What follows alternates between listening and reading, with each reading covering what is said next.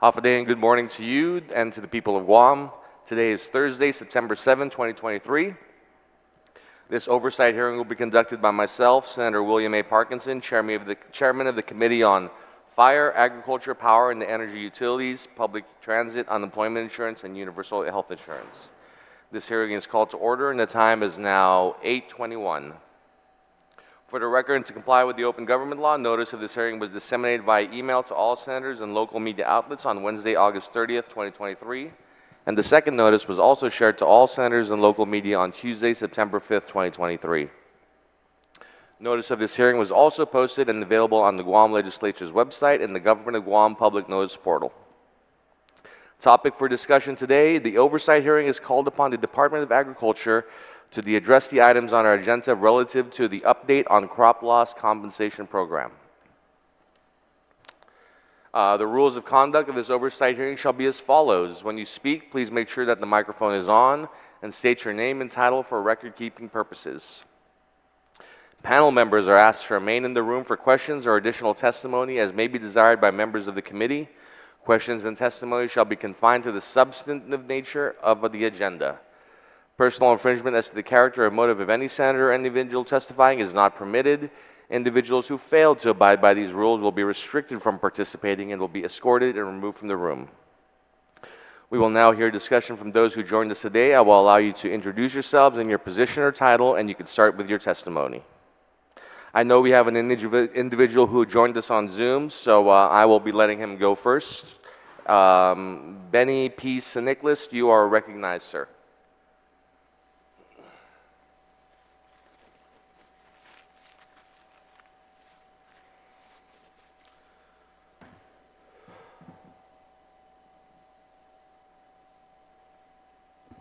Mr. Benny Nicolas, you're recognized, sir. Can you hear me on Zoom? Can you hear me, Senator? Yes, we can. Yes. All right. Thank you, Senator Parkinson, and morning to you. And I'd like to thank you, Senator Parkinson, for giving us the opportunity to speak to you and other senators. Really appreciate it.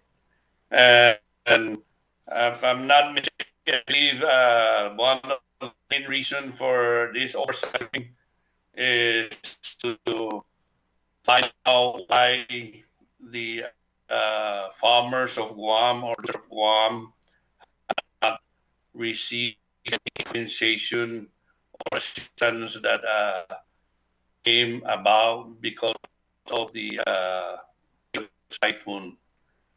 So with that, I would like to thank you for trying to find out the issues that are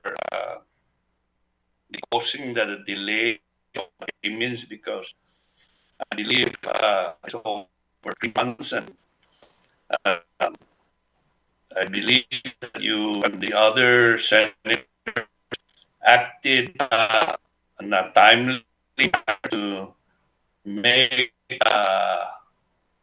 appropriation for assisting the farmers of Guam. So for that and the other good senators that made it possible.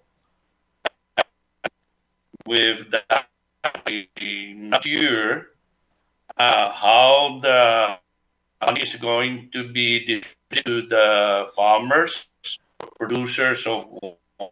But for me, I would like to, on my behalf, and just like to let you know, another senator and the Department of Agriculture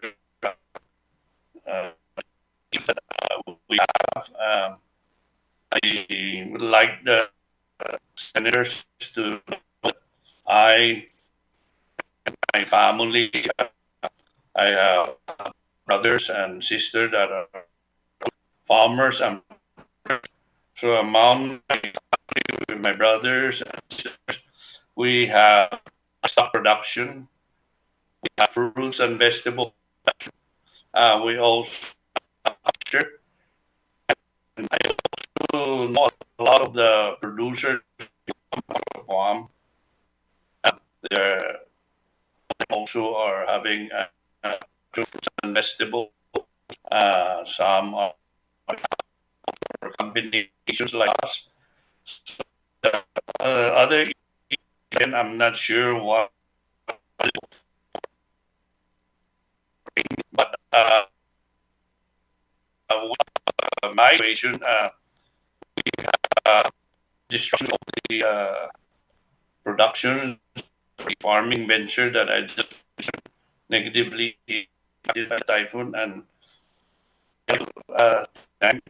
Department of Agriculture, their representative that came out to on our farm already. So I want to thank them for coming out and really trying to find out the situation. And Mr. John very visible on the actual producers of Guam. So I want to thank diligent in the assist, and also to the compensation. There's of Guam. I'm not sure how many not farmers, but majority of are bona fide farmers. So I would like to recommend that the bona fide farmers should be when it comes to the compensation. I don't know what kind of agriculture have for that, because there are other that I know that the bona fide should also be taken care of and be given compensation for whatever damage they endured due to the typhoon. So to ensure that we get the compensation we Senator Parkinson and other senators, because I see that you have very good issues and others. They prompt to help the instructions. So again, we brought to the attention of the people doing the criteria on this.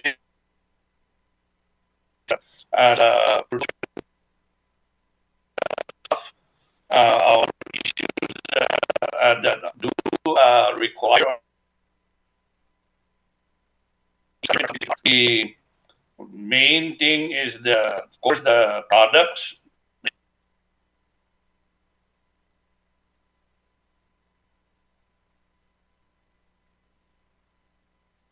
The things are we use wires, we use big wires, we use electric hose. I'm not sure how for this electric and all those things. The issue that bring to the attention and all the agriculture people is the access, the farm access to the area we're producing. Typhoon, and after the typhoon, most of the road, the farm roads, were impassable due to the everything else. So those are taken into consideration. So again, I would like to hopefully hear from the Department of Agriculture and have a why the people of the farmers, the producers, have not gotten their assistance up to this. So I want to give the agriculture the benefit of that. With that, I want to end my stop and the be participating.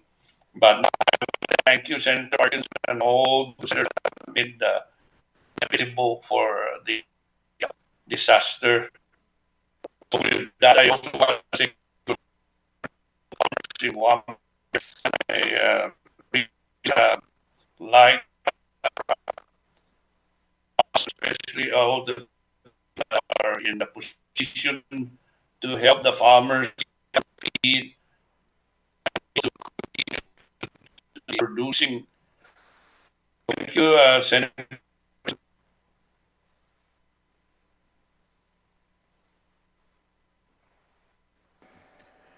Good morning. Thank you, Mr. Nicolas. Unfortunately, Senator Parkinson is not feeling well and has asked me to take over his public hearing and, this oversight hearing and continue on with the other farmers. If that concludes your testimony, I will move on to the other farmers that are present today and along with the agricultural panel here. Yes. Okay. Thank you. Thank you. Can you go ahead and mute yourself just to make sure there's no interruption moving forward?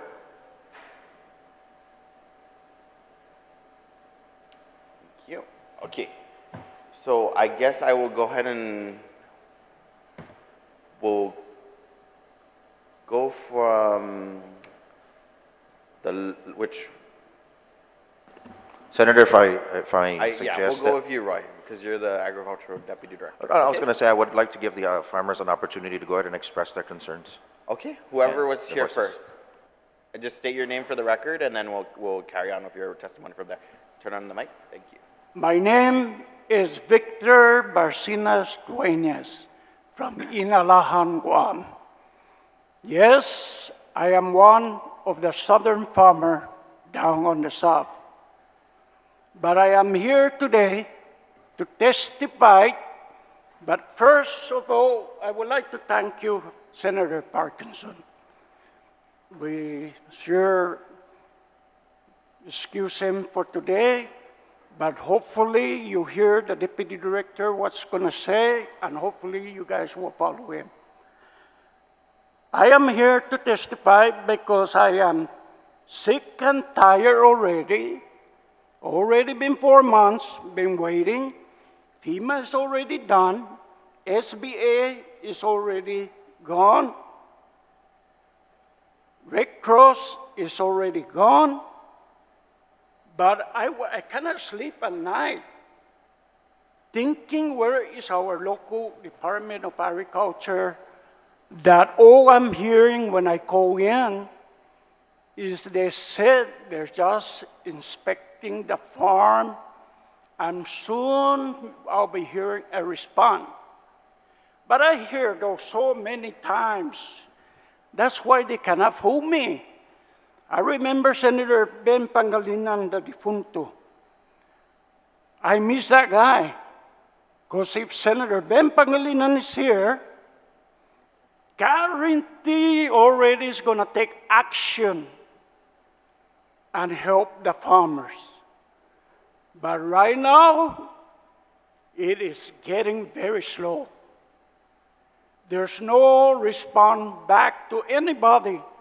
I only see John Borra on my farm and Mr. Sablan twice. And he said, why twice? What's going on? We don't, the telephone are not working at the Department of Agriculture, but now it's working.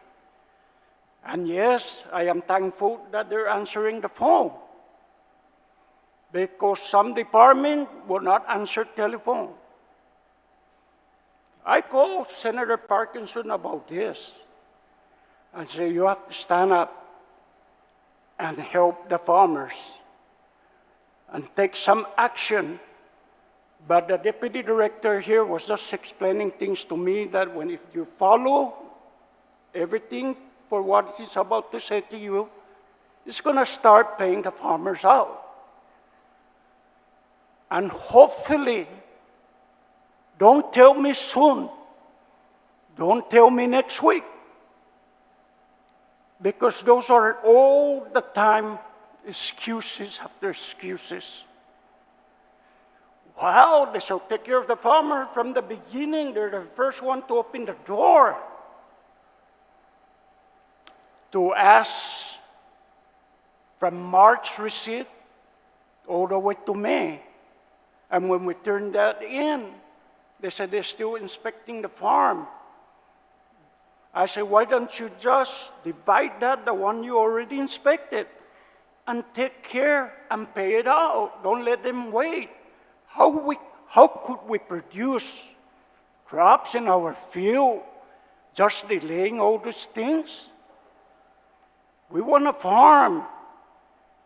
But how? I'm waiting for those compensations so I could have it, so I could go fix my tractor since my tractor's down from the storm. John Burra came there, and yes, he saw. Even my carabao are missing on the fence. And still there's 7 missing carabao that never come back. But I still got 14 carabao right now inside my fence, and I'm waiting for the compensation so I could fix those damaged fence. Right now it's eating my wallet up, using my saving to repair fence. And then I have to hire somebody to help me because it's a big job. But talking here and hearing all this delay after delay, and it's very quiet, at least they have to stand up and let the farmers know what's going on. Why am I the one to call in every single day to find out what's going on? All I'm hearing is that they're inspecting the farm. Some are new farmers. Why do we have to wait for those new farmers? Take care of those people that are already been inspected and pay them out. Si Diyos ba si Senator Roy Kinata? Maraming salamat po. Huwag dyan to todo.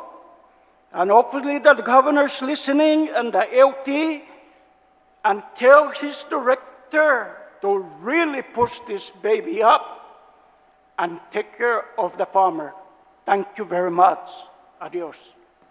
So just want to say Mr. Dwayne is, and I will be assured to reassure the messages are communicated to Senator Parkinson. Again, Senator Parkinson is under the weather and has asked me to proceed on with the oversight hearing on his behalf. I guess we'll move on with Mr. Rosselin. Yes, sir.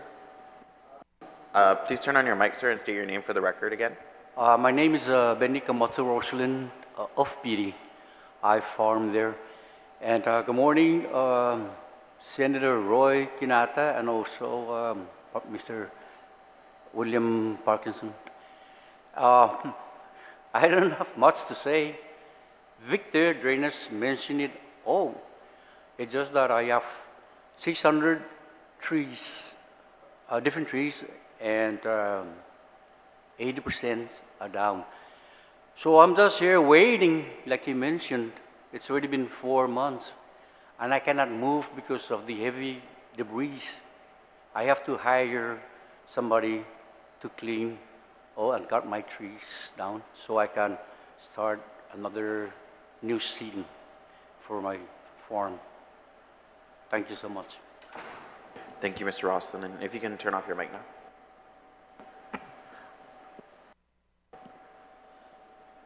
A bona fide farmer. Okay. Biba. Okay.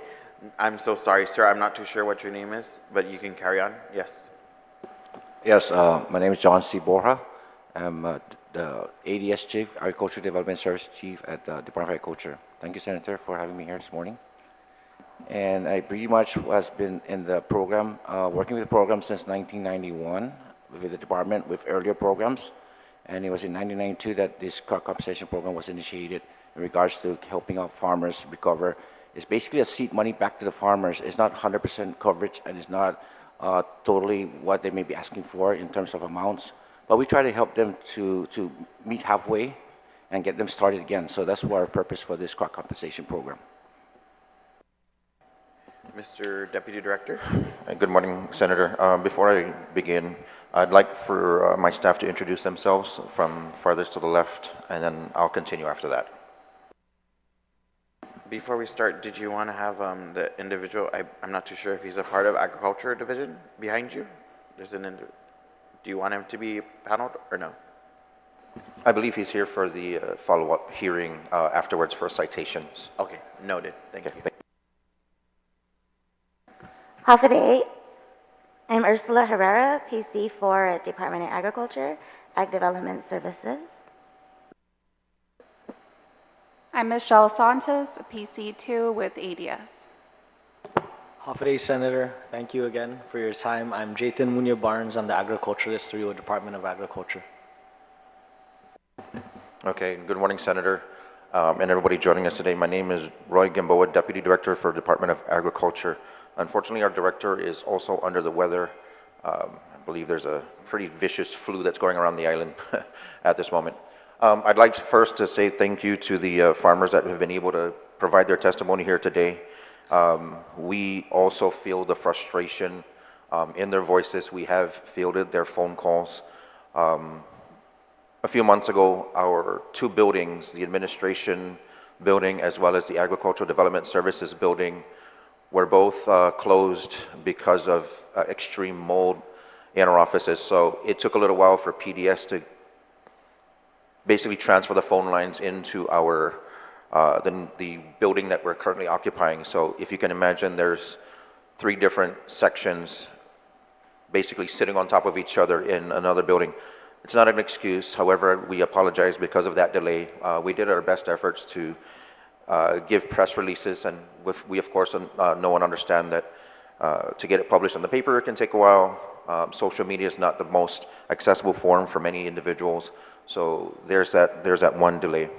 What I explained to a lot of the farmers is, and I agree with Victor Dwayne, it would make a whole lot of sense that as soon as we were done doing the inspections, we would proceed to conduct the calculations and then move forward to the awards of the compensation. One of the first things I wanted to address here in the body, and just for the record, is to go through a real quick timeline of everything that our agency has conducted up until from the beginning of the typhoon to now. So if I may, our typhoon Mawar devastated our island. All infrastructure, farms, and everyone to be included. On the 25th, we received the declaration of emergency, and a little more than a week later, on June 4th, our agency was able to put out an announcement to the general public about the crop loss compensation program. Now, unfortunately, I think the way it's written in the law, there could be some misunderstanding just because of the title in itself, and what we're going to propose at the end is possibly a name change to better reflect what the program actually is able to cover. From June 5th through the 7th, we conducted an outreach to the general public to provide guidelines to farmers on how to fill out forms, how to apply, and how to prepare documentation that they may need. On June 8th, we started to receive applications from farmers. We received the applications from the farmers, both in hard copy. Everybody was required to come into the office and fill out forms, and our team was there to help assist. The application period was from June 8th to June 20th, and the farmers had to come in to submit their applications. Because of overwhelming concerns that there were frontline workers that were not able to get to our offices, we had an extension application period from June 28th through the 30th. This was an additional 3 days to give an opportunity for individuals to come in and submit their applications. From June 12th, so just 3 days after we started receiving the applications, our ADS team, like Mr. Dwayne said, had started going out into the field to conduct these inspections. Now, based on the total number of inspections or applications that were received, my team was able to go out there and visit 285 farms. This was a mix of commercial farmers, subsistence farmers, and even some farmers that had not previously registered with our agency. On July 25th, after let me get to that. While we were conducting the inspections, we intended to do everything based on the current public law to start calculating the compensation for each of the farmers. However, after digging into public laws, we were able to look into the Guam Code, the GAR, and also a previous public law that hit different iterations on what the crop loss compensation should be. For the record, there was one, I believe it's in the GAR, where it indicated that the maximum compensation would only be $1,500, but there were some exceptions to that. And then I believe in the GAR, it was, or another public law, it was indicating that the maximum compensation would be $20,000 per farmer. Because of the confusion of the multiple iterations, the director, from our director's office, we requested an opinion from the Attorney General's office on a letter that was sent July 25th through the Attorney General's office. We have sent subsequent follow-up emails with Deputy Attorney General Graham Botha, and even as well directly to the Attorney General's office himself. We did not want to put ourselves nor the farmers in jeopardy of violating any rules or regulations that would cause further delays. So I agree with Victor that yes, there is not a problem with calculating compensation. We just needed clarification on what that compensation amount would be, and then we can proceed to get that knocked out and paid out. Now, to ensure that the inspection process was thorough, as Chief Borja indicated, he's been with the agency for 30 years at least. So there's a lot of wealth, knowledge, and experience in this gentleman here. He was able to train our inspectors to go out in pairs so that it was a uniform process. There were standards on the forms that were indicated there. There were checklists that were created to ensure nothing was missed. We do know, however, and we acknowledge that some farms can be as small as a backyard, a quarter-acre property, up onto tens of acres. And in many cases, sometimes there were some crops that were 10,000 units apiece. So they did their best in gathering all the details to ensure that the most accurate compensation would be given to the farmers. Of course, for a smaller farm, that could take an hour. For the larger farms, it may take up the entire day. So unfortunately, it did take some time to get through all 285 applicants. And based on the completed inspections, there are some farmers that still, we understand that receipts get lost, receipts may get destroyed during the typhoon and things like that. So we have to go to secondary measures to verify and validate what is actually on the farm. And in doing so, this is just to ensure that we follow what's in the law to ensure that there's no fraudulent claims. And if I may, I will go ahead and give an example.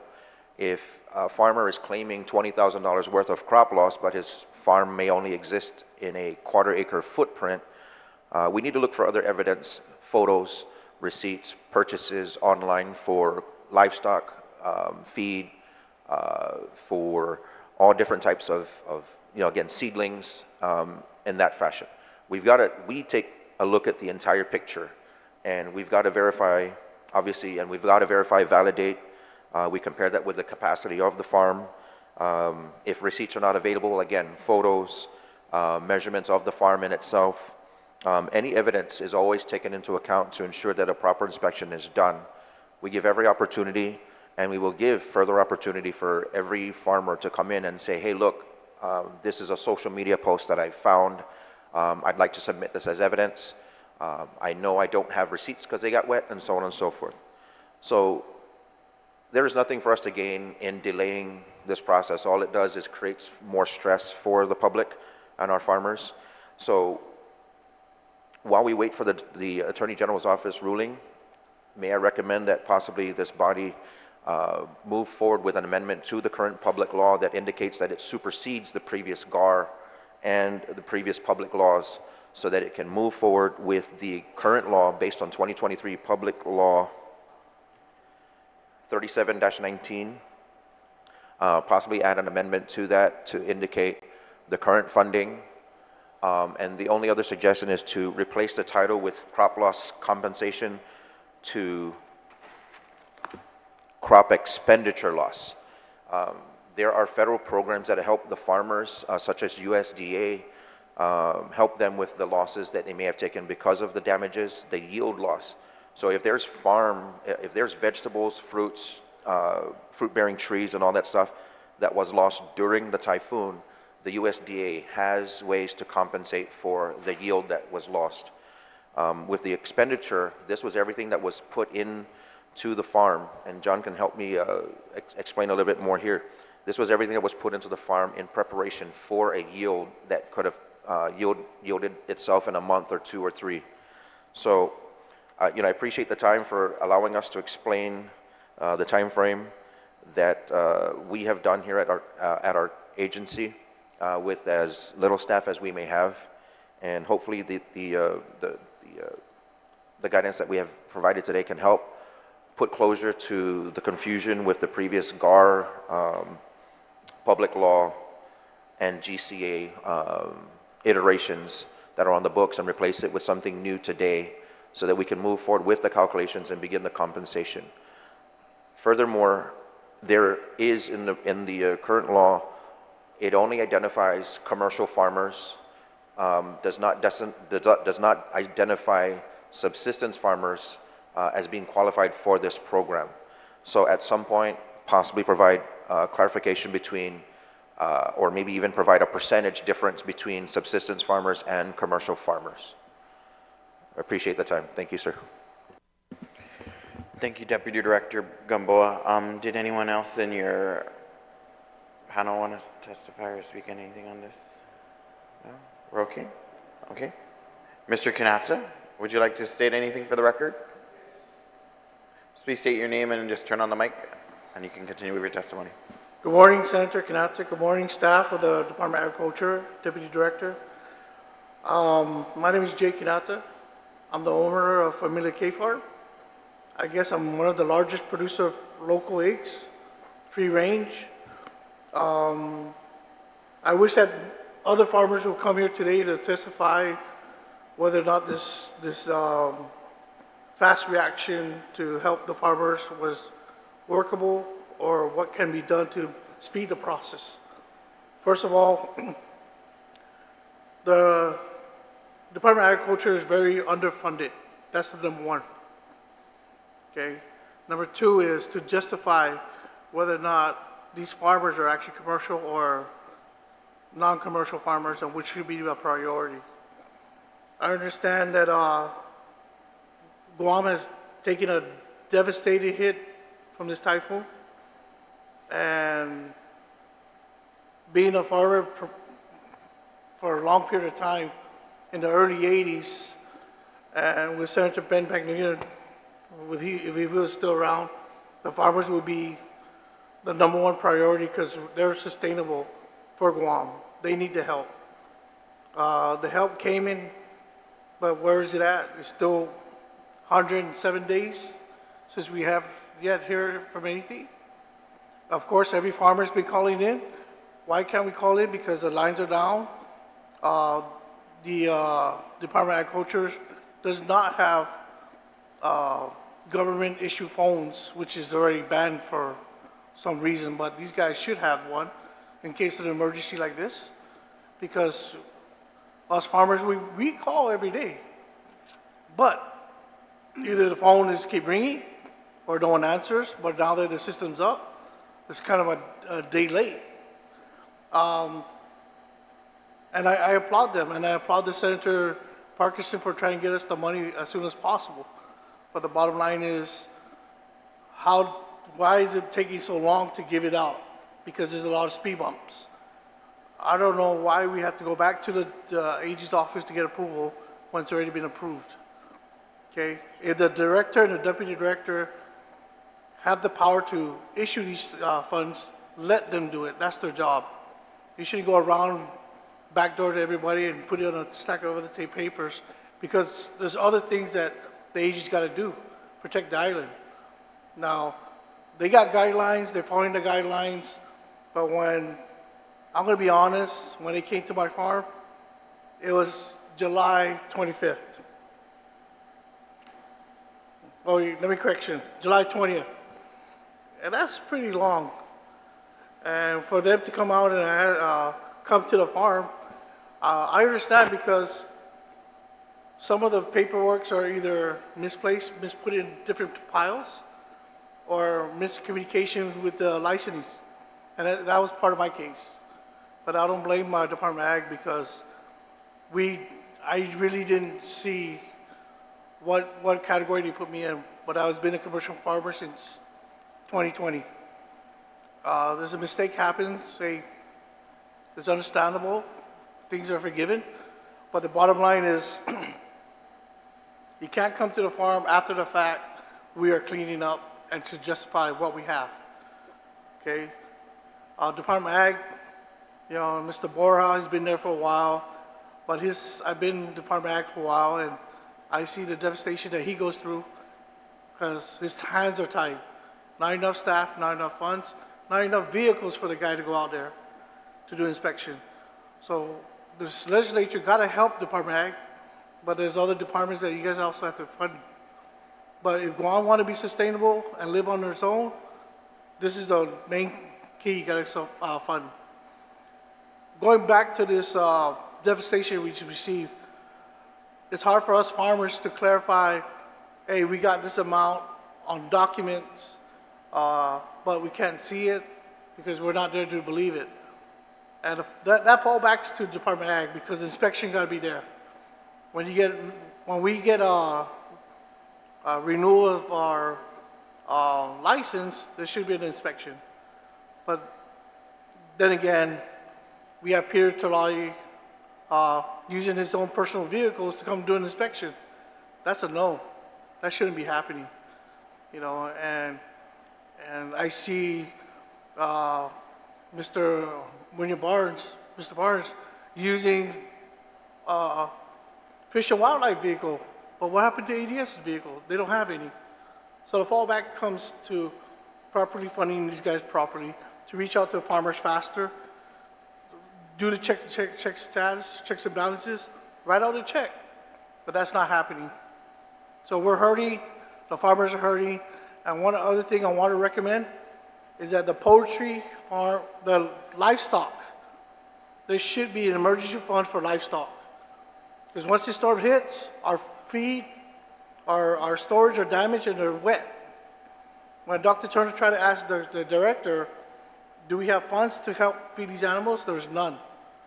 But there's funds. Dr. Turner also had funds from a nonprofit organization to feed dogs, free food. Well, what about the pigs? What about the ducks? What about the chickens? We had nothing. Department of Agriculture couldn't provide that.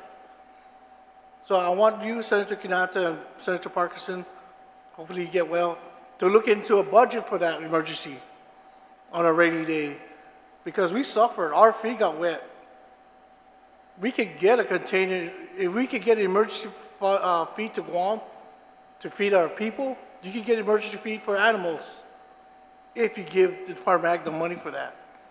It's not just compensation for expense, but to provide at least 1 or 2 months for the animals, such as the carabaos, the pigs, you know. It's not just the plants. I'm a bona fide farmer. I have multiple items on my farm of 6 acres, from plants to animals to poultry, you know, and hopefully in the near future we don't have to be buying eggs off of the island. We could buy it here on the island, but we need the help of our Department of Ag and we need the help of the legislature. I'm so disappointed that none of the legislators are here. Where's the rest of the senators? I know you invite them to come. If they want Guam to be sustainable, where are they at? Not just 1 or 2 senators, where's the rest of them? It's very true. Where's the Democrats? Where's the Republicans? You know, a week later, after the storm, Governor Lulian Girl came to my farm. She was amazed at how big it was, how nice it was.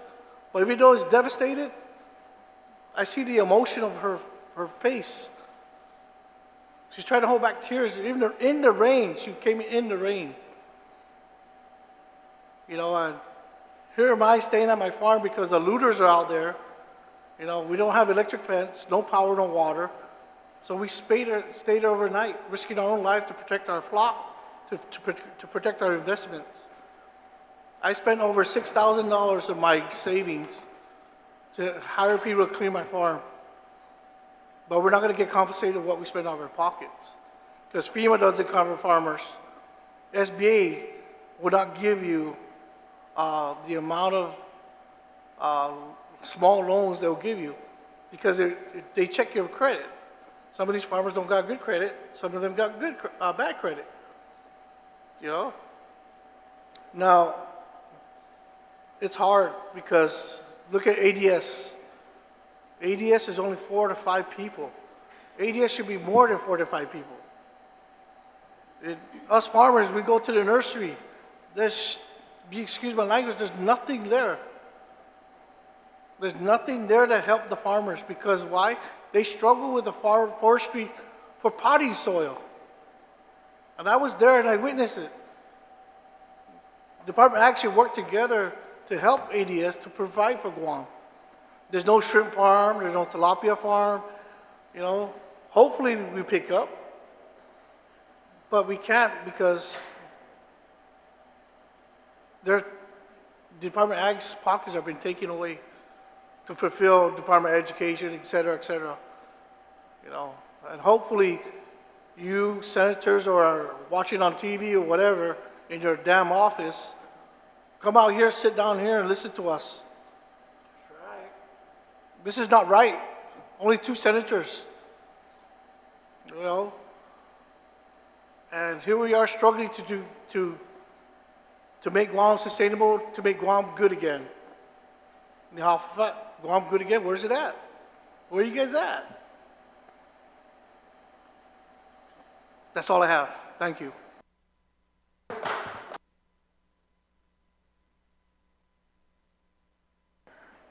Thank you, Mr. Kanata. So I just have a few follow-up questions with the director. Certainly, I apologize for the lack of presence, one. Secondly, I will certainly talk with the oversight chair to see how we can make haste with you guys' compensation. Certainly, if we need to revisit legislation, unfortunately, we will. And we will try to make haste with that as well. I am not the oversight chair again. I just wanted to reassure the body here and those individuals that are present watching us live that Senator Parkinson is under the weather. He was here earlier. Unfortunately, I had to step away because he really looked... yes, go ahead. Also, I'd like to add more things. I know something's better than nothing, and I know us commercial farmers, hopefully you guys can go back and look at this law, make a lot of amendments. 20K is not up to 20K. It's not even a tip of the spear. If these commercial farmers need the money and these inspectors see our damages, please make more adjustments to those commercial farmers. So some of these farmers got brand new equipment that this typhoon just took it and destroyed it. You know, just for one hen house, mobile hen house, is $25,000. And with your limited amount of 20K, that's only a teardrop of water into our bucket of needs.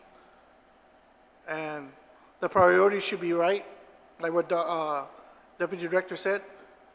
The priority should come to the commercials first, and then the rest, whatever we can.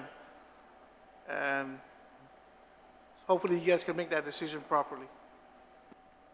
Yeah, okay. Thank you, Mr. Kanata, again for that point of information. I hope that your telecoms Deputy Director are better, and are the farmers able to call in now? We're back up and running. All the lines have been transferred into the Division of Aquatics and Wildlife Resources Office. Like I said, the administration building and the ADS building is currently down due to heavy mold infestation. The ADS building and nursery should be going back up in the next couple of weeks. And I feel the farmer's frustration where, yes, he's right on where we don't have enough funding for our agency, but I'm pretty sure every other agency that has sat in front of this body has said the same thing. We're not a fancy agency by any names. We don't make the headlines every week with arrests or whatever it may be, but we do have hardworking staff that is there. And an agency that used to be at 130 individuals strong, we're now chugging by with 80 to 85 personnel and struggling with the hiring process, struggling with the procurement process. Just to share, we lost out on 16 vehicles last year because POs getting stalled or kicked back from GSA. It's unfortunate that this has happened.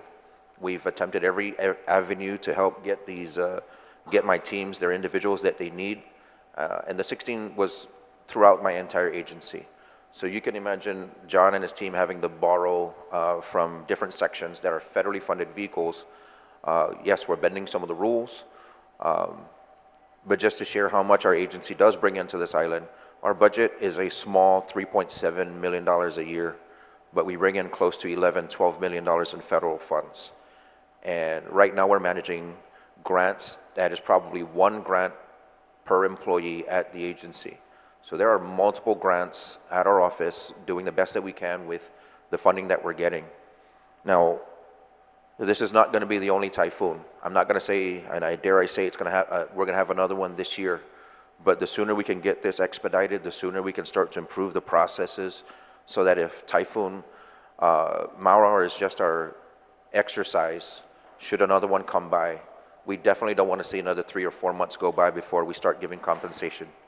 And again, we just need an amendment or a new bill to replace or to be inclusive of all those previous GAR, GCA, and public laws to ensure that it is one definitive new law that is able to identify a funding source, able to identify funding amounts, possibly apply percentages based on the total crop amounts. And that's something for this body to consider. Thank you, sir. I'm not too sure how many farmers there are actually, but it was brought up that possibly close to 300, 280, right? Are those individuals all bona fide farmers, or are they just, can someone answer that in this panel? We have about 500 bona fide farmers, and that's a mix of commercial and subsistence. Commercial farmers, we have at 122 registered commercial farmers that have applied to the program. Now, to speak to Mr. Kanata's concern about differentiating between subsistence farmers and commercial farmers, we don't draw a hard line because at some point, a subsistence farmer may overproduce and may consider selling to grocery stores or whatever it may be. At that point, all we take is one instance to say, okay, hey, yes, we acknowledge that you're a commercial farmer, and it can be an update in their records at our agency. So it's not a difficult procedure to be moved from a subsistence farmer to a commercial farmer status. Senator? Thank you for that information. Can I say something? Both of you raised your hand at the same time, so whoever wants to go first, go ahead. Okay, on my case, all alone I've been a bona fide farmer, commercial, but for somehow it went back to suspension, just like the Deputy Director Roy Gamboa mentioned. And I'm having problem now with the wild pigs. Ever since my fence down, and a lot of them, I could not control the wild pigs. I purchased 4 chicken feed sacks, and the next day it's gone. A lot of wild pigs. And I said to myself, I wish I had forgotten and shoot all of those wild pigs, but I just cannot control it, period. My place is over like 5 acres, and I live right next to the veteran cemetery where I know a lot of strange animals there. Thank you. Thank you, Mr. Rosslin, and we'll go ahead and proceed to Mr. Kanata. Back to the Deputy Director, I understand this is the difference from commercial and sustainable, but as an inspector for Department of Ag, you either go to them and say, hey, you need to upgrade your license, or you just got to follow under the category. So that's where the hard line comes in. I do apologize for that, but the other thing is, if you're in a residential area, there's rules and guidelines they gotta follow. So you can't register that bona fide farmer as a commercial in a residence area. And hopefully what I'm saying is not gonna hurt all the farmers, but they gotta change their bona fide license, if I'm correct or not. I'll sit down on a review with my team to see if there's possibly an in-between, just so that there's no further burden on the farmers. Perhaps a subsistence farmer with a special designation within our agency. So, and this way it'll give farmers time to, if they intend to change their zoning of their property, they can, we know how that can take some time. So we'll definitely bring it up at our agency to discuss a subsistence farmer with a special designation to ensure that they fall into a category that will make them available for compensation in the future. Okay, thank you, Mr. Deputy Director. Question. Go ahead. One more time. Mr. If your license expire at the Department of Agriculture, could they write the farmer a letter reminding them to come down and renew your farm license or commercial license or whatever to update your application? Write them a letter to all the farmers and remind them, because sometimes they're very busy on the farm doing stuff and then they forget to re-register. And that's the hardest part, because every storm that comes, they say, oh, your license expired. Why don't you remind the farmers so they won't happen again?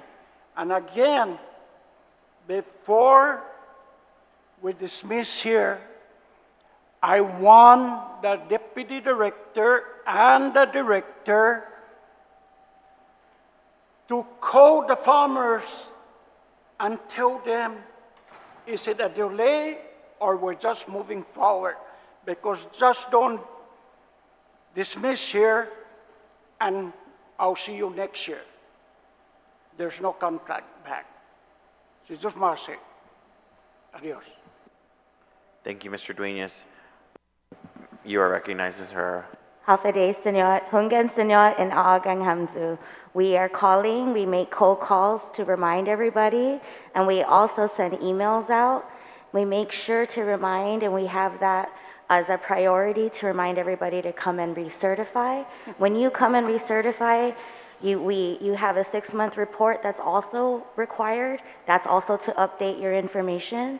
And also when you recertify, there's another, you fill out a form, update with a new phone number, emails. I can honestly, confidently say that we're on top of that. So perhaps a number is transposed, but please update your records with us. They never call me up. They never write me a letter to remind me. Don't cover up here and make it sound like it's very nice. They're doing their job.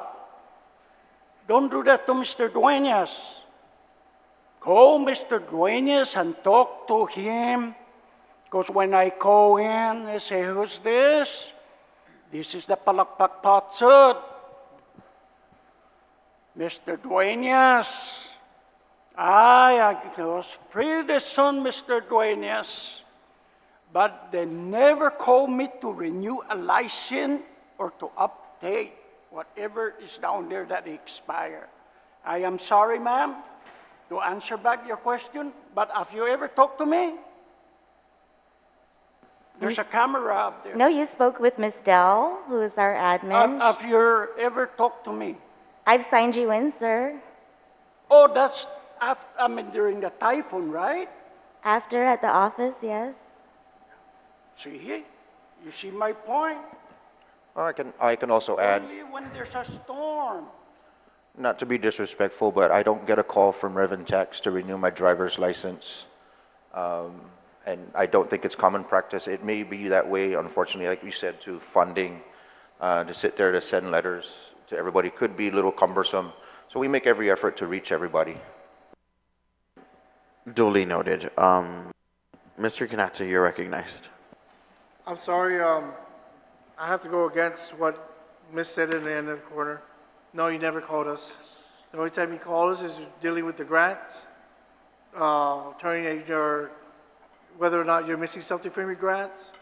But for licenses, yes, it's not Department of Agriculture's responsibility. I'm sorry, but it's also the farmers' responsibility, but it's also hard for us. But the bottom line is both the farmer and Department of Ag's fault for these licenses. If there's, just like taxes due on certain days, our bona fide license are due on certain days. If it's set for September, everybody comes in September. That's all I can say. If you give a set month for renewal for a license, that's your set month. Okay, we'll maybe revisit that conversation. Maybe we'll just have 1 month for farmers. When is Farmers Month? Make that the month that they have to all renew, okay? Everyone pause from your farm and go and renew on the same month. Everyone, do it alphabetically ordered. I don't know. But yeah, with that being said, I'm not trying to have a GMA debate here. So I want to carry on with what other remedies we need to do so that the oversight chair can fix them, right? So I guess we do need to bring some kind of government officials to you guys and some telecoms that are mobile, so that individuals who need to go do your surveys for whatever compensation, whether it's compensation or just do the check-ins for the farmers, you guys need to have an official unit so that you can do those things progressively, right? I'm very disappointed that GSA delayed procurement for official vehicles, and I'm very disappointed that we are, putting some of our federal funded vehicles on the line with, using it in that perspective. We shouldn't be jeopardizing one agency or program for one other program, right?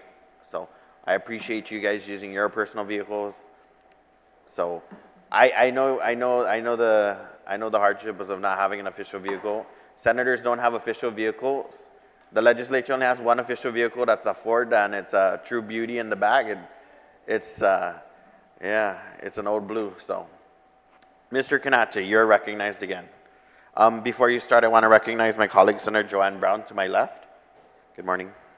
Okay, go ahead, Mr. Kanata. One last thing before we, because I feel like we're closing up already. One last thing. Where's the AG's office? Why are they not here? Okay, that's the thing I'm concerned, because they're the speed bump of this progress. The final thing is, Deputy Director, a lot of farmers are online, and they're actually texting me right now on the Farmers Talk. What day do you expect to at least send out the first check? 2 is, how would these farmers know what percentage they could be receiving? When some farmers go in there and ask, what percentage or how do you assess my farm? Some of them say 80, 90%. What's the true answer? Is there a list put out? 3, GVB was able to give out a fast response to people who apply for that grant. They pushed out the names of the people, the companies, and how much they receive. Would that be part of the Department of Agriculture's announcements for every farmer? I'm just following what some of the farmers are texting me. I guess I'm just the middleman here. No problem. Again, like I requested from this body, clarification on the different iterations of the crop loss compensation program under the GCA, the GAR, and the old Public Law 22-64.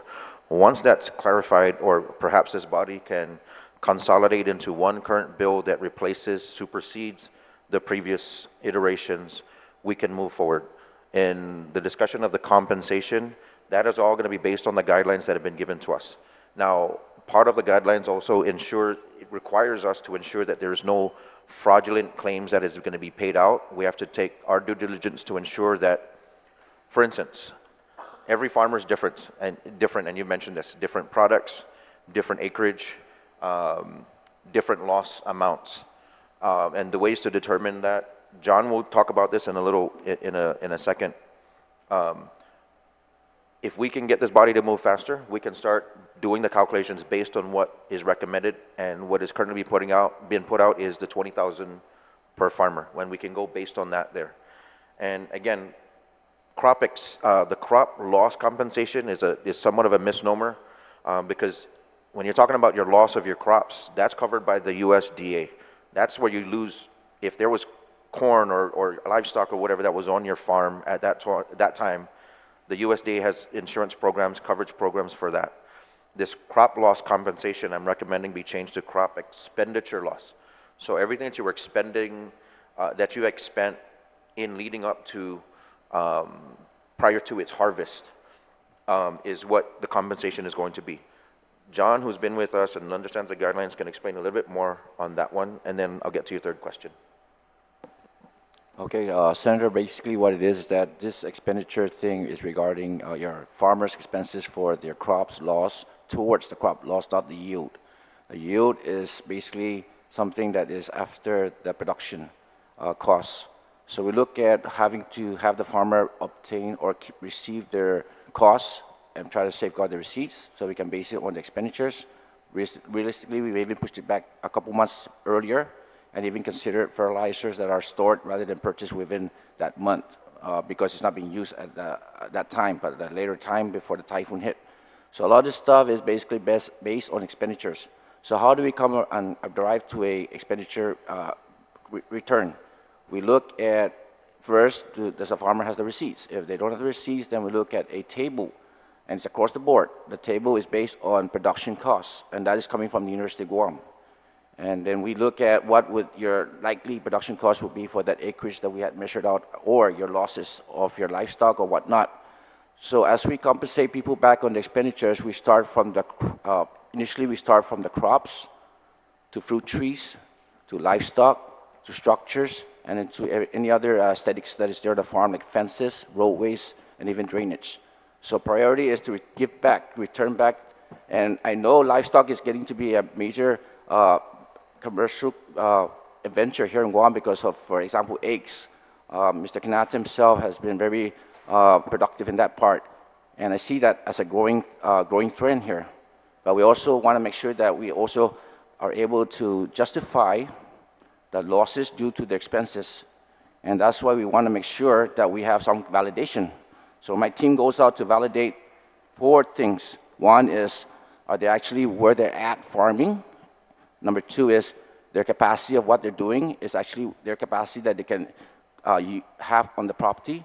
And 3, whether or not their intent is the commercial part, which we try to cover for expenditure so we can give them a little seed money. Now, this compensation program is not 100% back. It's just a little bit back to start you on your feet and get it moving, Guam, let the farmers do what they need to do. So evident of your losses, if you cannot have the receipts on hand and we're not out there on time, send us your pictures. But we need to go out and validate the residual stuff that is there after you cleaned up.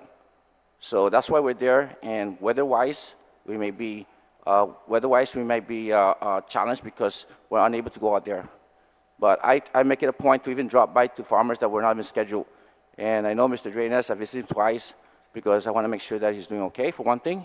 But I wanted to evidently see the nature of the stuff that he's reporting to me about his carabaos. So maybe it's here today, maybe tomorrow it's not there, but I just happen to be in the neighborhood, so I do visit if I can to validate those kind of things. So a lot of stuff is making sure that we validate, because when it comes to being audited, we got to make sure that we have all our eggs and ducks or whatever in order. That's all, Senator. Of course. Thank you, Mr. Borja, and thank you for your service. Certainly, we want to be, pictures say 1,000 words, right? So, be in any disaster, especially with Typhoon Mawar, there was regulations that were sent out for us to follow and adhere to, right? The reason for these regulations is because of an audit, is because of accountability. And you need to make sure that you are accountable for your own, your own farming and your own services. We don't want to be paying $20,000 per each carabao or $20,000 per each corn crop, right? We want to make sure that we're accountable, because then you're going to get us into the program being scrapped entirely for abuse and neglect, and then guess what? We're gonna have another crying Carabao at the end of the day. No offense. I'm just saying that the reason why these laws or policies are in place is because of at one point in time, PENALTIES got this program, and Juanette didn't get it, even though she wanted it, and you know. So we need to be assured that we are accounting for all of these funds, because at the end of the day, it's in one sense your money, right? It's your money, and we're trying to be fiscally responsible in that sense. We don't want to be giving out money for fireworks or hee ha ha programs. Mr. Kanata, you are recognized. Going back to the USDA, have you guys seen the rates for each crop, fruit trees, livestock, and etc.? They're giving only either 79 cents per chick or $1.25 per hen. That is not feasible, and that's just what they're using to guideline to pay to compensate us farmers. So that's not enough to help us. USDA will take a while. You know, even though you turn your application in July, you won't even see it until next year. That same thing with every grant. Now going back to using photos, people can use photos. I could get a photo from another country or state and use that. Say, hey, this is my crop. Well, how can you compare the pictures to the farm itself if you just base it on pictures? Okay, like what Mr. Dwayne said, he told me, man, I could take pictures of someone's farm and use it, and there, it used to be right there, but this is the picture it looked like. But if you look at your pictures and compare, you know, it's hard. Now, I went on beyond on my part. I provided both before, after, and during. And I showed it to Mr. Barnes. I had it on banners. I made an extra effort to show them, both the governor and the Department of Ag, you know, and these are true hard workers. And it's hard because us farmers, we take a passion in what we do. And we see that people are struggling here in Guam, so we drop prices, or sometimes we even give it free, because that's the Chamorro nature, you know? We struggle. And there's a lot of guidelines that needs to be updated. UOG guidelines are outdated, because today's market, today's products is way different. For a bag of feed, you know, it's $60 to $35. And these feed production stores are making 110% profit off of the farmers, from fertilizer, from peat moss, to seeds, to poultry feed, to chicken feed. When's that going to stop? We have a co-op here in Guam that they have their own buildings, but what are they doing to help provide for the farmers? I don't see none of the co-op members here. That's hurt to us. Us farmers got to come and represent ourselves. So hopefully they're either doing their own things, or they just tired of coming to this legislature, because we say, what we got to say, but after today, it's just like, psh, that's it. You're not going to hear us again. You're not going to do anything. I know the procedure is there, but can you guys turn in your documents on July 25th? July, August, it's already September, a month and 2 weeks into it. The department, the AG's office got to step it up as well, because there's always delay, speed bumps. This got Guam already. So that's what I got to say. Thank you, Mr. Kanatsa. And at this time, I'll recognize Senator Talo-Taidegui for joining us this morning, and she did want to share some thoughts, I think. So we'll yield the time to her now. Thank you, Senator. If I sound kind of funny, I just came from the dentist. But while I was on, I know, so I'm holding my mask here because one side of my face is kind of numb, but while I was on the dentist chair, because means so much to me, you know, the farmers, I come from a family of farmers.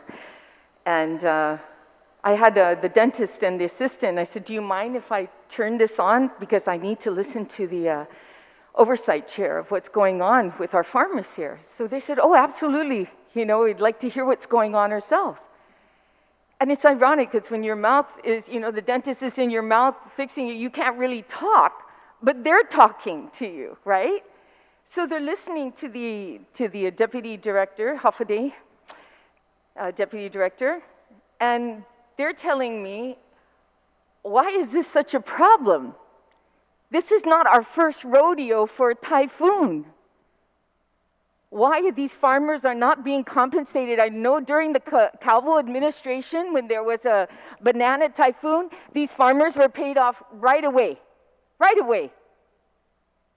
And now we have to have an oversight like this to get them paid, to compensate them like everybody else is being compensated for. Mr. Director, you're blaming it on the law? We've got 2 subsidies for agriculture to give to the farmers. One from FEMA and one from the government of Guam that was passed in this legislature. It's not your first rodeo, or at least it's your first rodeo, but if you look at history, and you've been, what, in the agency for 30 years? So the dentist was even saying, why is this so difficult to pay our farmers? The most hardworking individuals on this island. I don't know how many times Senator Brown and I were waiting for the eggplant to come out at some of the restaurants because there were thoughts of eggplant, thoughts of green beans. People don't really see it until we don't get, you know, those foods on our table. But it's ridiculous for you to come here today, Department of Agriculture, and tell us that, oh, you need to change the law. That's ridiculous. We could have these farmers subsidized now. Going to the Attorney General, no, I listen to everything. I said, please, you know, doctor, can you hurry, because I want to get down there. Why is this so difficult compared to the prior typhoons or even a banana typhoon that would come? The farmers had access to Department of Agriculture to assist them. So you tell me, what's the difference from the last typhoon during the Calvo administration when these farmers got paid out right away, where there's 2 subsidies, federal and local funding? Why is it so difficult? And don't give me this change the law stuff, because we didn't change the law when we subsidized these farmers back then. Somebody is sleeping at the wheel. And the last thing the assistant to the dentist said, sounds to me like they're just making excuses. Everybody's gone through a typhoon. We're resilient people. Resilient. We know how this works. Telephone down. Oh my goodness, how many of you carrying cell phones? How many of you guys take calls on your cell phones versus at agriculture? If you really care for the farmers, give them your cell phone number. They don't need to call agriculture, give them your cell phone number. You know how difficult it is to get people to want to farm? It's not the luxurious job. There's no aircon outside. So I'm just very, very disappointed in the Department of Agriculture. And you better believe I'm going to be watching this and knocking on your door. So I want to know, what's the difference? Not a problem, Senator. It's just in our findings with the rules and the laws, I'd like to know which rule or law would you like for me to violate? Mr. Gamboa, what is the difference, I ask, compared to the last typhoon that we paid out and subsidized these farmers compared to today, where you're using the law as a crutch? The difference is we pay attention to the law and we want to make sure we're following the proper guidelines. So which law would you prefer I violate? You're saying that during the Calvo administration, when they paid out the farmers, they broke the law?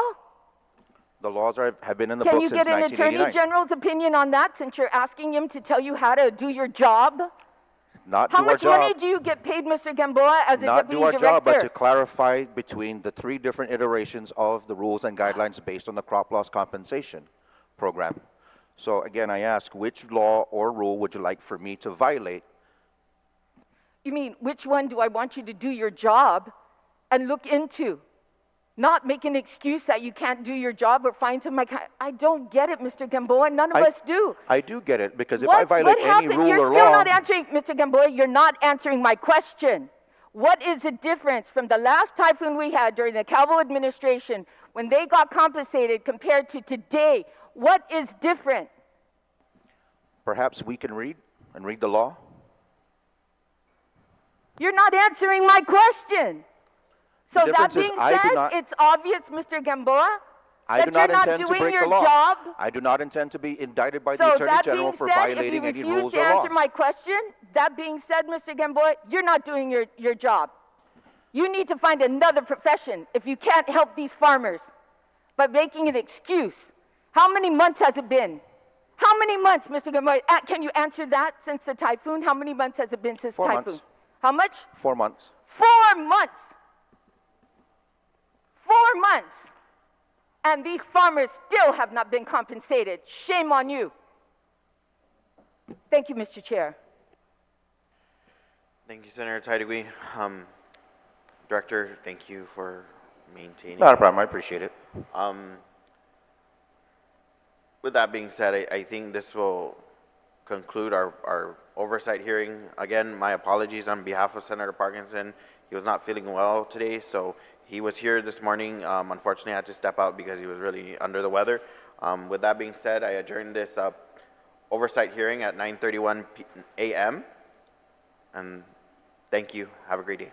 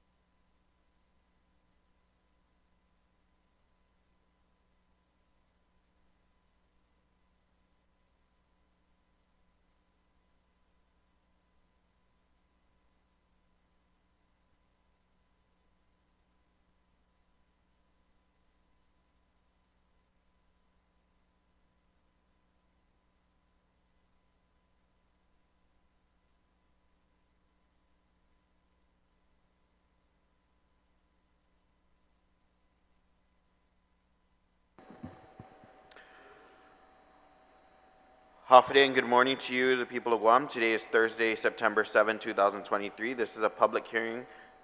This public hearing will be conducted by myself. Unfortunately, Senator Parkinson is not feeling well today, and he is the chairman of the Committee on Fire, Agriculture, Power, and Energy Utilities, Public Transit, Unemployment Insurance, and Universal Health Insurance.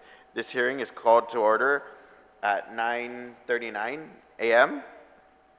For the record and to comply with the open government law, notice of this hearing was disseminated via email to all senators, local media outlets on Wednesday, August 30th, 2023, and the second notice was also shared to all senators and local media on Tuesday, September 5th, 2023.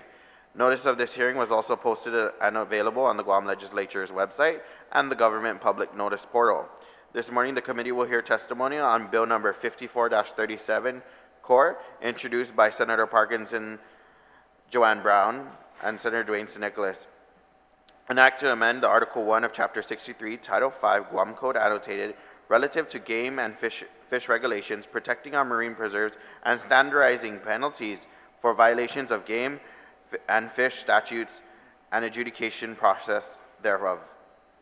I would like to welcome my colleagues, Senator Joanne Brown and Senator Talo Taidugi to my left.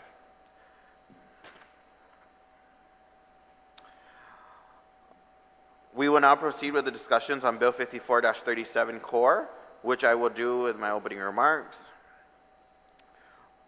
We will now hear testimony from Deputy Director Roy Gamboa. Okay, good morning, Senators. Thank you for the time. At this time, I've brought Lieutenant Richard Regario here to discuss some of the proposed measures to establish a citation program for the conservation officers at the Department of Agriculture. As it stands today, those that are caught in violation of MPA rules and regulations are moved directly to arrest, as opposed to being able to issue a citation on the spot for what may seem a minor violation. As it stands right now, we move directly to arrest based on the current laws. So I can have Lieutenant Regario go over some of the finer details on some of his experiences, as he's been with the agency for over 25, 30 years. Thank you, Director. Lieutenant Regario, you have the floor. Good morning, Senators. Lieutenant Regario, the officer in charge for law enforcement section. I'd just like to thank the three of you for being here. It means a lot to the conservation officers and the Department of Agriculture. I'm just going to go real quick. I'm just going to go over when I went with former defunto Senator Pito Terlahi, who initiated. And of course, I went with you, ma'am, Senator Joanne Brown, to get support. So this program that we're trying to get across and get into bill status, right, has been in the works since 2001, right? We've been working at it since then. For the last 2.5 years, we're getting so close. Of course, we ended the legislative cycle last year, and then now we're back here. So again, I did meet with Senator Parkinson yesterday. We did a quick overview, pretty much so that just the next step is to get it into the legislative floor where you guys can discuss it. So let me just go over when we first started this. I was with J.P. Manuel, right, the then Chief of Staff of Senator Pito, and we started this. And again, my predecessors, Lieutenant Bigler, Lieutenant Mark Uggan, myself, we've ever since 2001. Okay, so why the citation program? Is to streamline the operations for the conservation officers. The hourly wages incurred by the officers all the way to the detention officers, GPD records, Attorney General's office. It's not cost effective for the government. It's just not. Okay? Instead of arresting for a violation, the option is to issue a citation that will enable the conservation officer to avoid downtime and have the ability to provide longer coverage on patrols during their shift. As it stands, minor violations are arrestable, and officers have no choice but to make an arrest. It takes whoever's in the crew, whether it's 3 to 5, 6 officers, all those officers have to be there just to process that arrest. Okay? For example, okay? Hunter's orange on the terrestrial side, the illegal hunting, okay? The hunter comes out, he has all his credentials, you know, valid firearms ID, hunter's license from the department, all the above. But, you know, he made a mistake. He doesn't have his hunter's orange vest, he doesn't have his hat. I have no choice, my officers have no choice but to arrest him. And then we have to take him down, do the arrest record processing at our department. After we're done with him, okay, then we have to take him to the detention area, release there. They do the processing there again, and then they're book and release or book and confine, depending on the violation.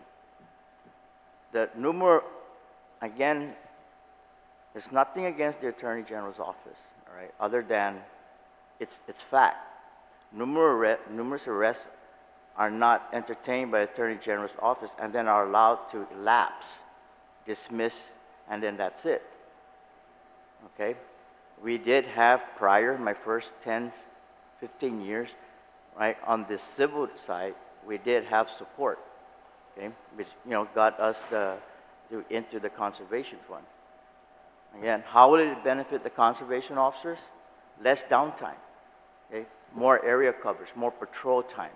Okay, it's just like a GPD officer issuing a speeding ticket, right? They're there, you're speeding, boom, go. It's the same analogy. How will it benefit the general public? There will be more focused efforts on the natural resource enforcement. How my officers now can really tend to the critical enforcement of our natural resource. Okay? And one thing that we have been working hard on, we're getting there, but we're not quite there, is more public outreach and education for our natural resource. Right? Will it cost more to implement? No. The only cost is going to be to get the citation booklets. That's it. I'll bear the cost of that. What are the next steps? We've done pretty much the AAA. We've done the citation fee schedule. We've identified where this fund is going to by law. It's going to go into the Wildlife Conservation Fund. And then one thing that they asked, what am I going to do with that conservation fund? Well, I go back to more public outreach, more public education. Use that money to get more outreach for our natural resource enforcement. How long do you feel it will be implemented? It won't take long once it does get through the process of the legislative to get it through. And one thing they did ask me, because it's in correlation to the marine preserves. Are the marine preserves really working? Yes, it is.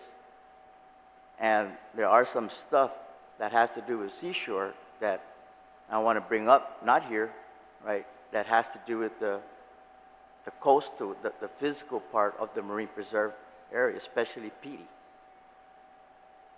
So my ending comment is the conservation is here because officers are here to protect and preserve the natural resources of Guam, the marine and terrestrial side.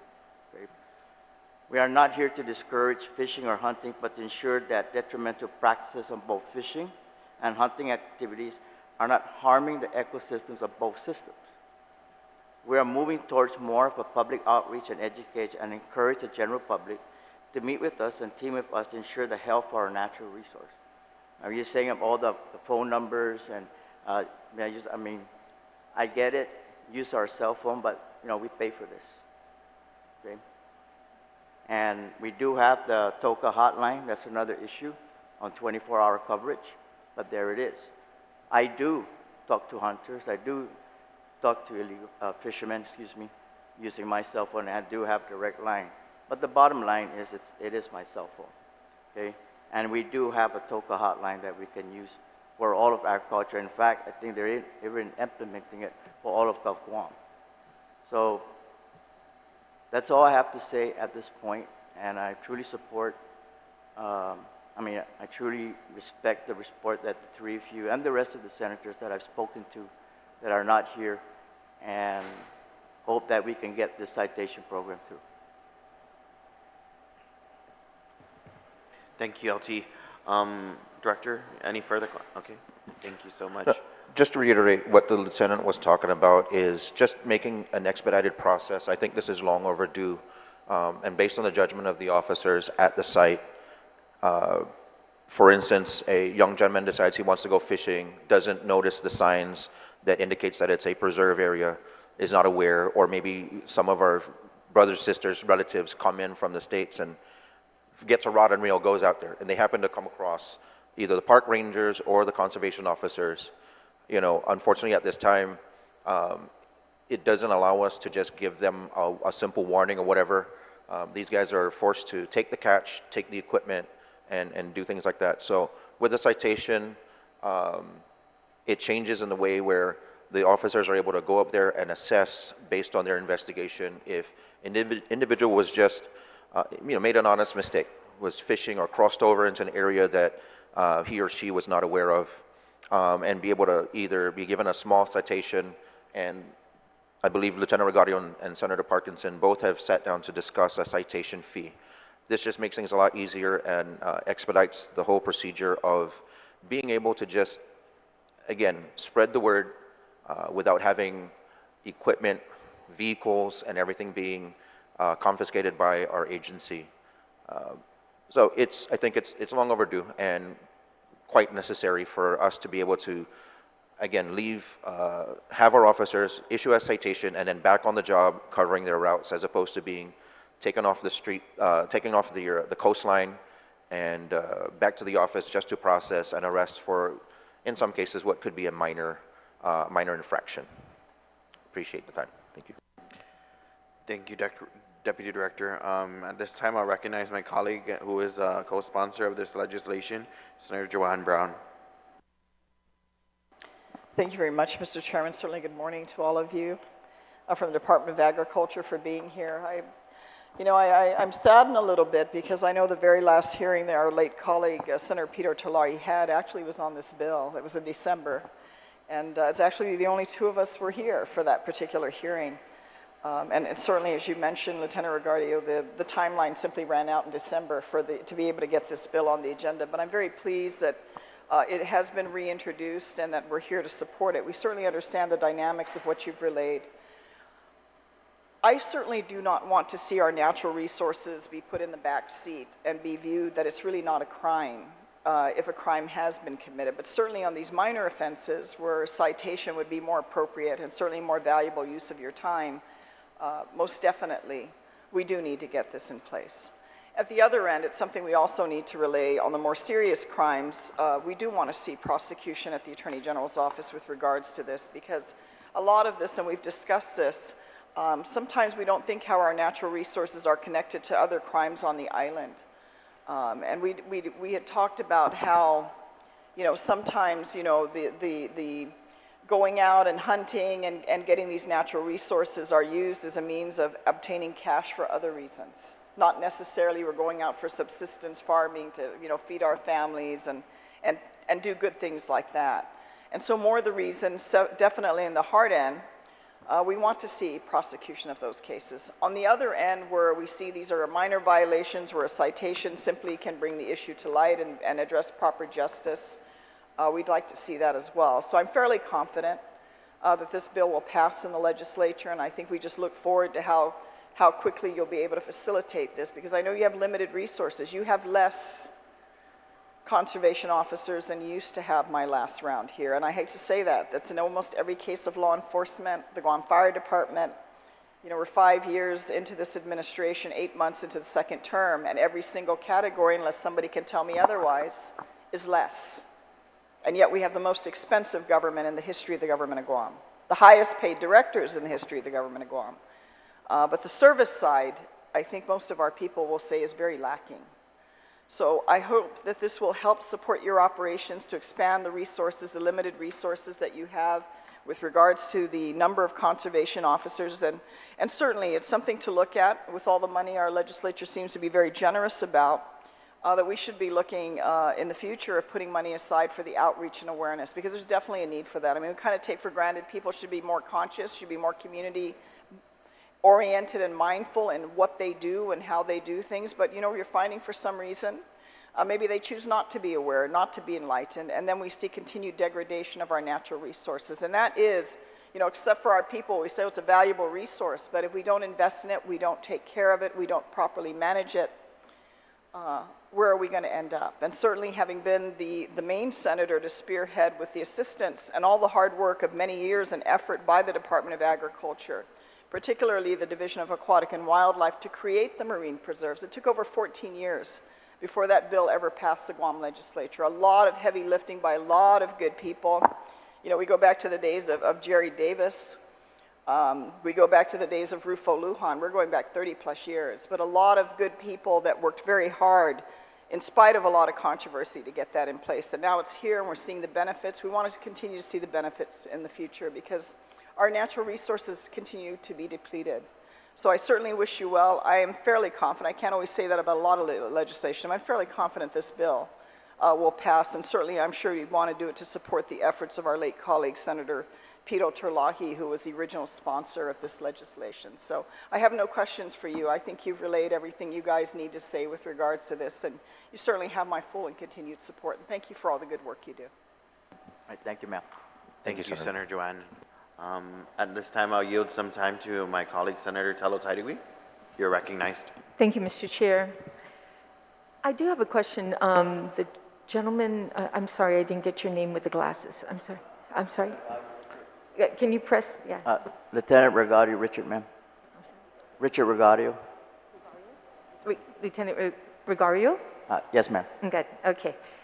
How many officers are at Department of Agriculture right now? We had 10. We're down to 6. I lost 2 to the federal side. Yeah. Like I said, I have no qualms about that. You know, career choice. More money, right? Correct. They have one was in our LTA program, but is switching or switched over. I'm not too sure completely to GPD. When I first came on board, 14 years, all that kind of 30 years ago, there were 20 of us.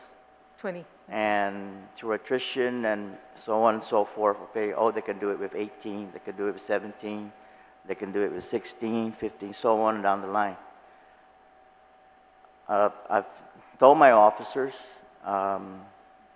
and administrations and managers, I've been through it. I've been down to 18. When we were 18 at that time, we were saying we were busy, and we were. We call it the 90s, right? We call it Ice Age, right? When meth was first introduced to Guam, right? We call it War on Ice. And it was been busy. When they did the Marine Preserve area, it gave us more work, less officers, right? Fast forward to here, okay? I fought, I've submitted for manning, and again, I don't want to like party lines. I want to get to that. I want to be like we're Chamorro, we're Guamanians, right?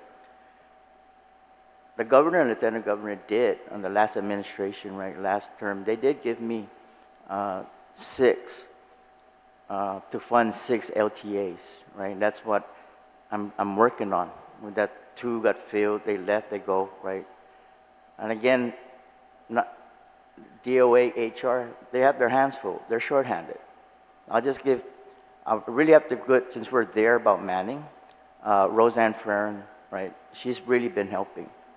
Right now, we're at a pause because I have 4, 5, 6 applicants that need to take a test, a conservation officer test, to fill my 4 conservation recruit permanent positions.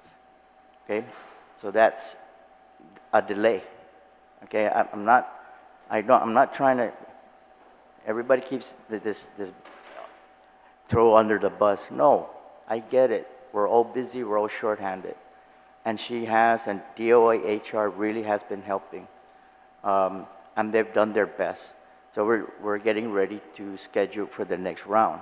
The 6 LTAs, and since we're talking about manning and it's coming down the pipe, I had a meeting with the lieutenant governor, and he is supporting to try to get us more positions, because I finally got through with the Department of Labor the apprenticeship program. That'll be coming down as soon as the governor gets the memo and signs off, and then it comes down because it has to be filed with the legislature.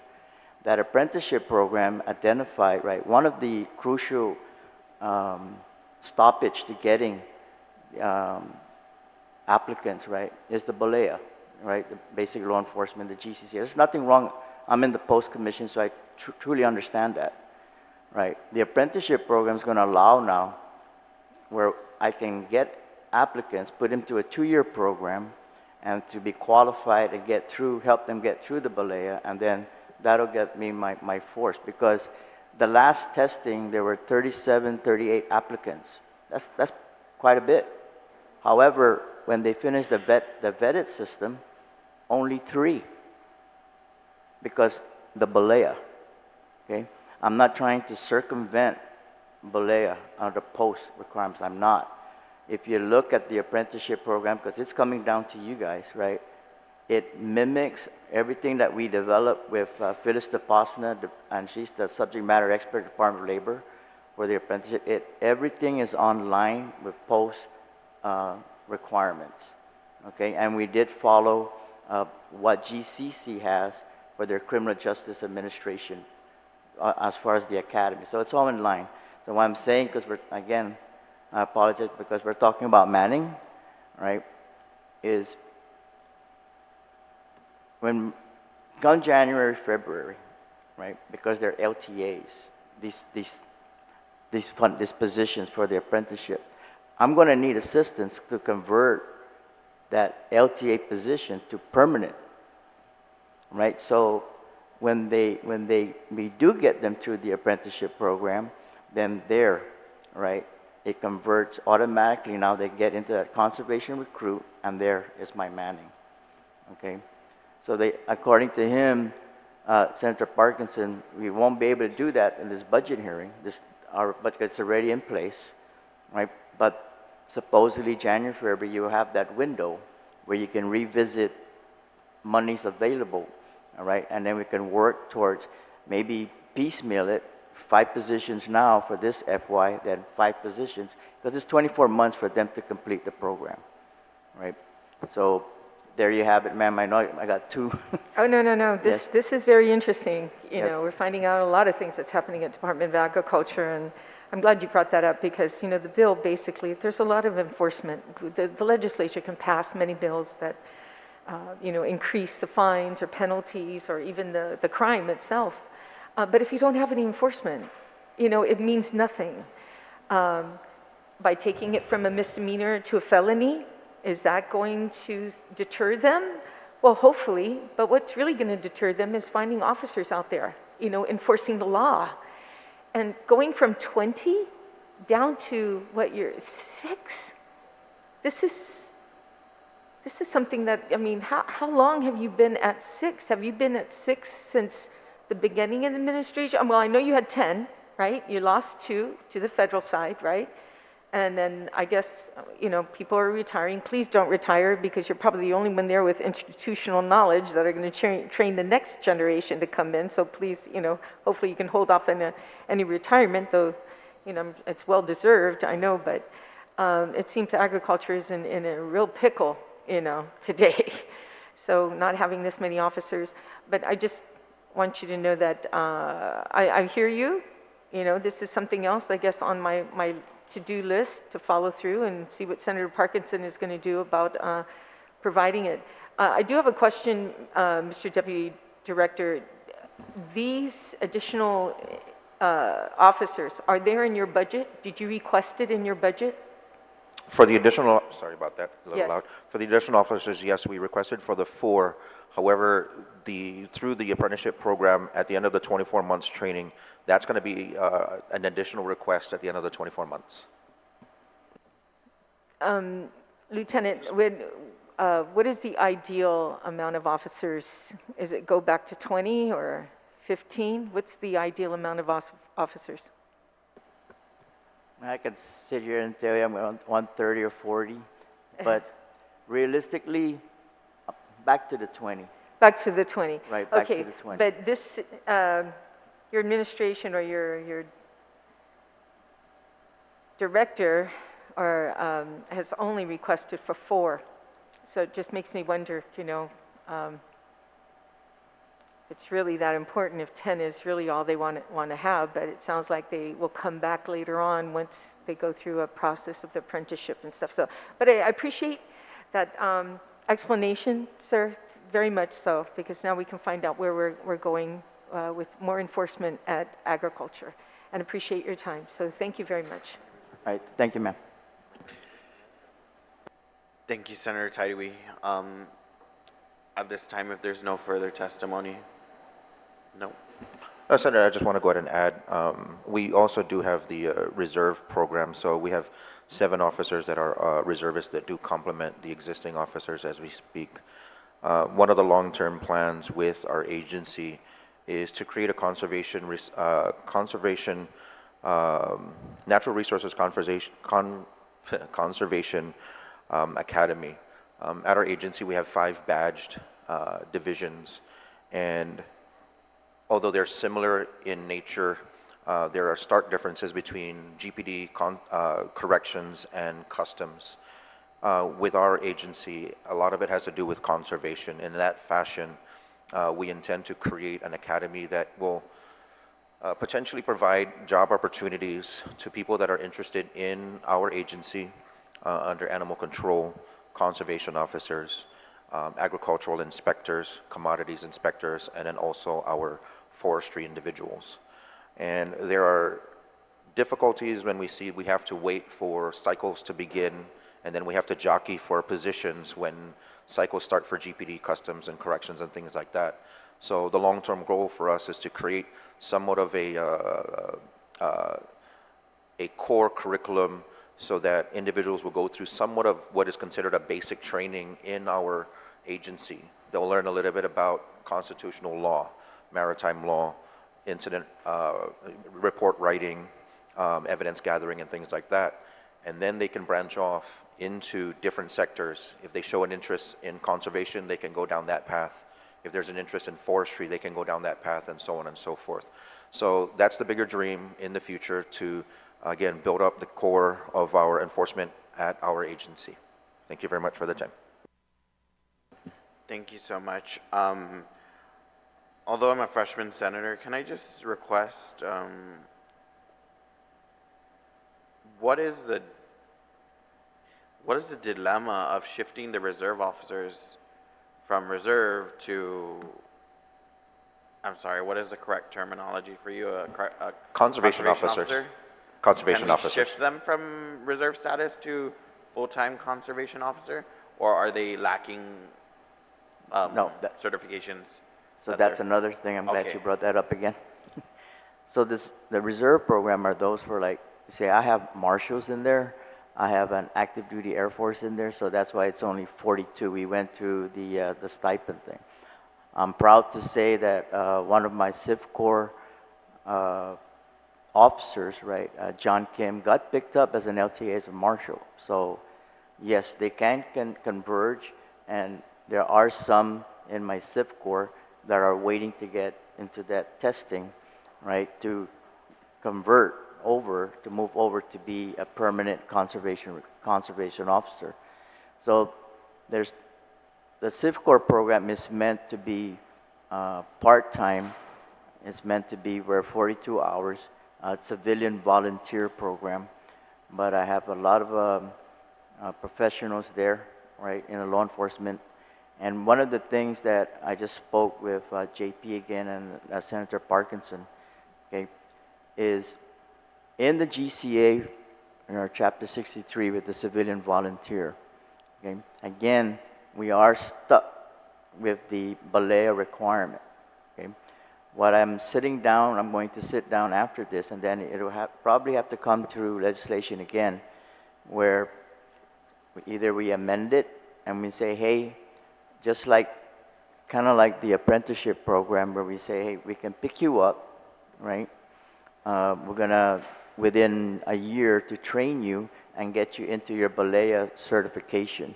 But the catch is now we want to say, just like the Guam Teacher Corps or the Doc Sanchez, right? We get you through your certification, right? Get you your post certification, then you owe us like 3 years, and then you're good to go. Thank you for that. I was just going to lead up to that question, that in the event that they are offered employment, that they have to commit at least some kind of genuine support for us, because yes, we want to give you the credentials, we want to give you a step up, but sometimes we give you a step up, but then you literally just walk up the whole staircase and out the door you go. So just as a caveat to that, right, with a meeting that we did have with the Lieutenant Governor, right, on the apprenticeship, they do have, when he was up at the Superior Court, there is a document or a memo or a procedure that says, hey, and if we do, like with the apprenticeship, and we go with the Civ Corps route, we do help you get your credentials, then you will sign and say you give us, right, 3 years. And I know it's the same thing, where like especially the Chief of Police Ignacio, right, at the post, he's very frustrated that he puts a lot of POTs through to 3 cycles, and then he loses 10 to 15 officers to the federal or whichever. That's the pain. So I believe now that we should visit that if we do put you up like a POT or a Civ Corps or whichever the case may be, and we get you into the system and we get you credentialed, that's a lot of money, okay? And quite frankly, there are individuals that will come and do that to get their credentials and then see you. There's nothing we can do. It happened in my cycle. So it needs to be visited that if we do push you through, okay, at a minimum 3 years is more, because it takes 1 year to train you up, other than your balea. But to be specific, to be a customs officer, to be a police officer, I really respect those guys. I mean, you know, I respect and love what I do, but I do respect them. I've worked with them so much. Under my capacity as a peace officer of the territory of Guam, I've been in a lot of task force with GPD, and I do understand it. Okay, so it is time to say, hey, like the Guam Teacher Corps, okay, like the Pedro Doc Sanchez, I went through that, right? So you do what you owe back 2, 3 years. Okay, it's only fair. But it is a lot of money and time that the law enforcement community, Guam Community College, right, are getting the law enforcement personnel that we need, and then we just lose them. Okay, and we did all the work, the training, and most importantly, we got that very critical piece of paperwork that says post-certified. Okay. Thank you, Mr. Regadio. Yeah, I know you guys work hard time after time as well. Certainly we've seen you guys apprehend more individuals with the unfortunate use of drugs. You guys are supposed to be conservation officers, but then you guys find yourselves you know, checking on vehicles that have individuals doing, you know, those kinds of things, unfortunately. And you know, we rather you guys be protecting our waters and ensuring that our natural resources are protected, but you guys obviously are also law enforcement officers, and you guys have the the power to do so, right? And it's just unfortunate that we see you guys catching more of that instead of the people that are violating the wildlife issues, right? So with that being said, I think I'll go ahead and recess this hearing on bill number 54-37 core. And I thank you guys for your testimony, and that'll be all. Thank you so much. Thank you.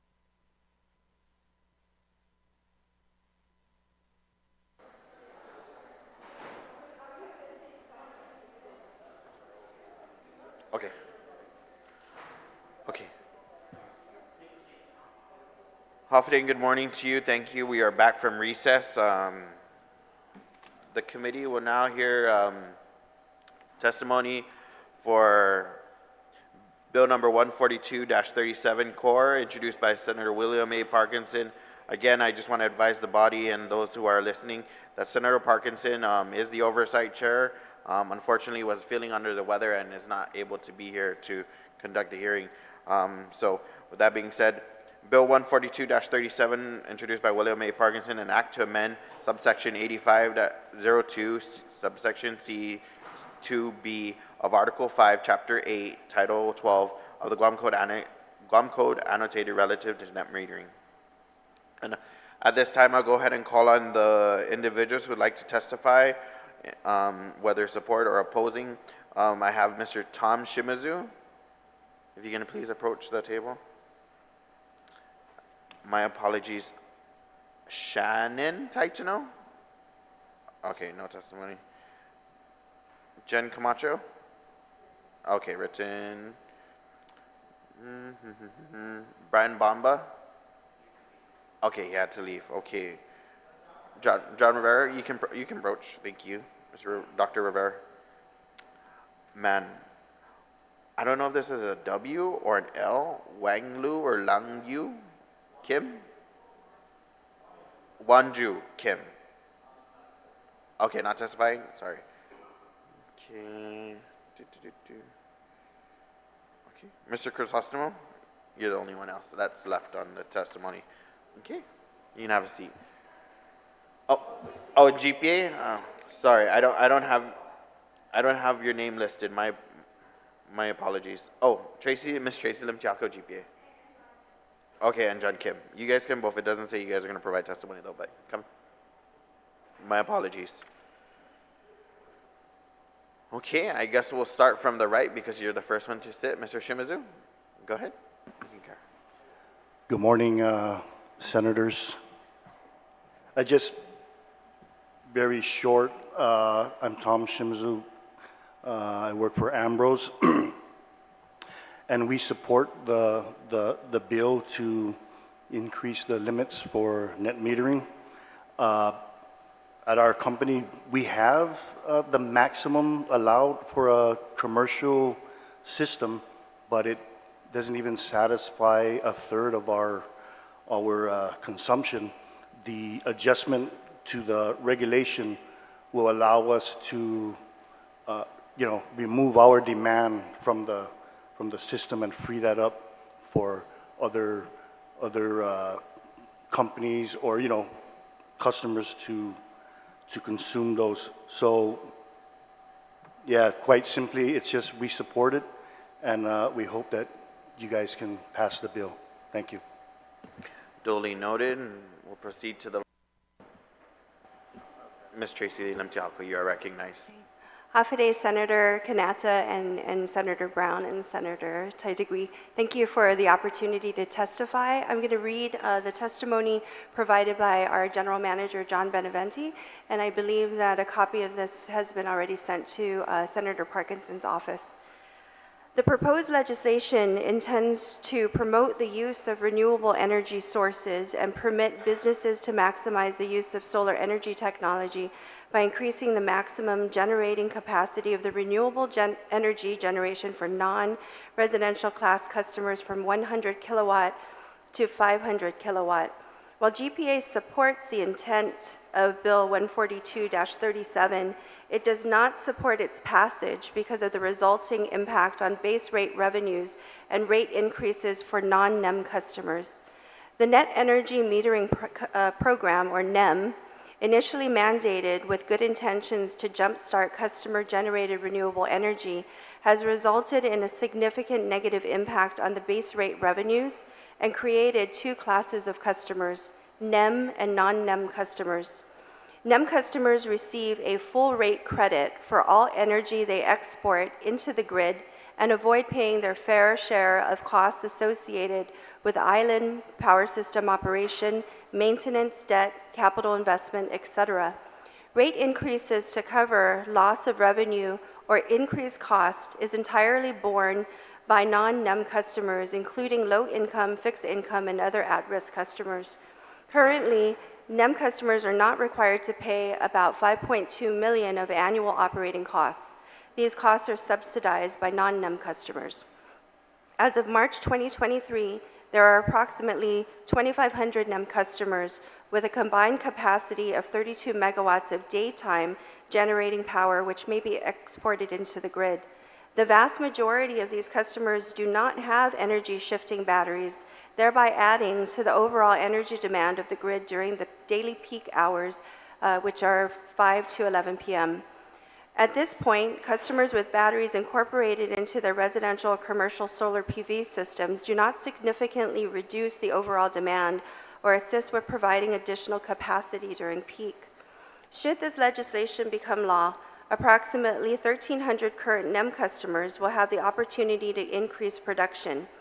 If 25% of these customers increase their production over 100 kilowatt, the revenue impact loss to GPA is estimated at $12 million. Add to this the current $5 million subsidy, and the NEM program's impact to non-NEM customers will be an estimated $17 million annually by avoiding base rate costs, that is, operating maintenance, debt service, etc. The projected impact does not include costs for impact studies and mitigation projects to address the proposed 400% energy generation increase. This change will certainly require GPA to file for a rate increase to cover its operating costs, which is borne by only the non-NEM customers. GPA has recommended the Guam Public Utilities Commission, the PUC, replace the retail rate net metering credit with an avoided cost rate.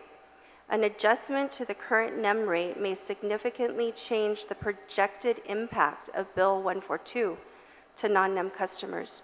This issue should be referred to the PUC for its decision as required by bond covenants before any further action is taken. Thank you for the opportunity to speak today. Thank you, Ms. Lim-Tiaco. Dr. Rivera, you are now recognized. Hafidin, good morning. Thank you, Senator Kinata. Good morning, Senator Brown and Senator Tello Taitagui. Thank you for giving me this opportunity, and I'd like to read into record the letter from our leadership at the Citadel in support of this bill. And I believe a copy was also sent to Senator Parkinson's office earlier. My apologies, Dr. Everett. Can you please push the mic towards your mic? Sure. Thank you so much. Yeah. So thank you for the opportunity. I'm sorry? Okay. So thank you for this opportunity to testify in favor of Bill 142-37, a bill that would expand the opportunity for private commercial solar installations in Guam. We also want to take a moment to thank Senator Parkinson and the other senators for having the foresight to introduce this bill. In the aftermath of Typhoon Marwar, we understand now more than ever the need to find solutions for our community.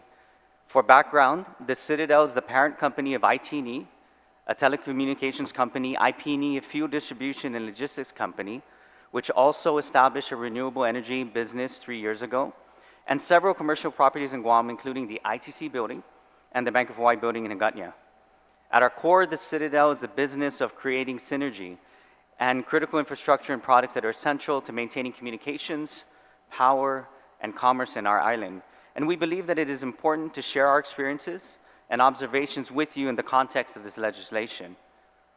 Over 3 years ago, as we were developing our renewable energy business in the region, we started with our facilities in Guam. Our focus is not in residential solutions, but commercial solutions. Given the high cost of power in Guam and our desire to introduce as much sustainable or green energy into our network as possible, we decided to conceptually test the solar and battery microgrid system at one of our Shell stations in Upper Tumon, along Marine Drive on the way to Kmart.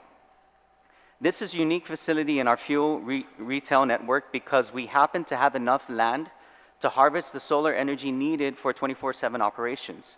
And during the sunlight hours, the solar panels generate power to the stations and charge the batteries every day so that we can operate overnight drawing energy from the batteries. As we designed this system and worked with GPA at the time, we came to understand that the only approval that we could get for a renewable power system was for the maximum of 100 kilowatts of solar panels because of the current statutory cap. The location operates 24 hours a day, 7 days a week in order to maximize our use of renewable energy for the site. And we designed a system of 250 kilowatts of solar panels and a containerized and fully integrated 588 kilowatt lithium-ion battery system. Unfortunately, because of the existing legislation, we were told that this system could not be approved because we were over the 100 kilowatt maximum cap per meter for a solar system on a commercial facility. The only way that we could pilot this project was to go completely off the grid, GPA grid, and so we did. To go completely off the grid was not our first choice. We believed that GPA had no objection to our system design, but they were unable to approve this system simply because of the limitations currently set by Guam law. This upper Tuman Shell station has been off the grid since July of 2021. The system has worked very well for us, and in fact, after Typhoon Marwar, and in part because of the solar batteries and power, this was the first retail station to open after the storm. And as you know, this facility was dedicated to providing fuel and support to first responders in the aftermath of the typhoon. We also dedicated to install solar panels at our headquarters of IT&E, at our main headquarters and our network operations center in Harmon. This facility is 6,200 square feet, 62,000 square feet of roof space, enough to accommodate between 500 and 600 kilowatts of solar panels. However, because we have 2 electrical meters at this facility, we were limited by the current regulations to a maximum of 200 kilowatts of solar panels, 100 kilowatt per meter. All of the energy that these panels produce are consumed immediately by our network. There is no excess power produced that is fed back into the island's power grid, and in fact, these panels only produce about 10% of the facility's total power needs. We believe that any commercial facility that can consume on-site the power that it produces from solar panels should be allowed to install panels purely for self-consumption. In our experience, most commercial facilities on Guam with enough roof space to accommodate the 500 kilowatts of solar panels are likely to consume 100% of that power on-site.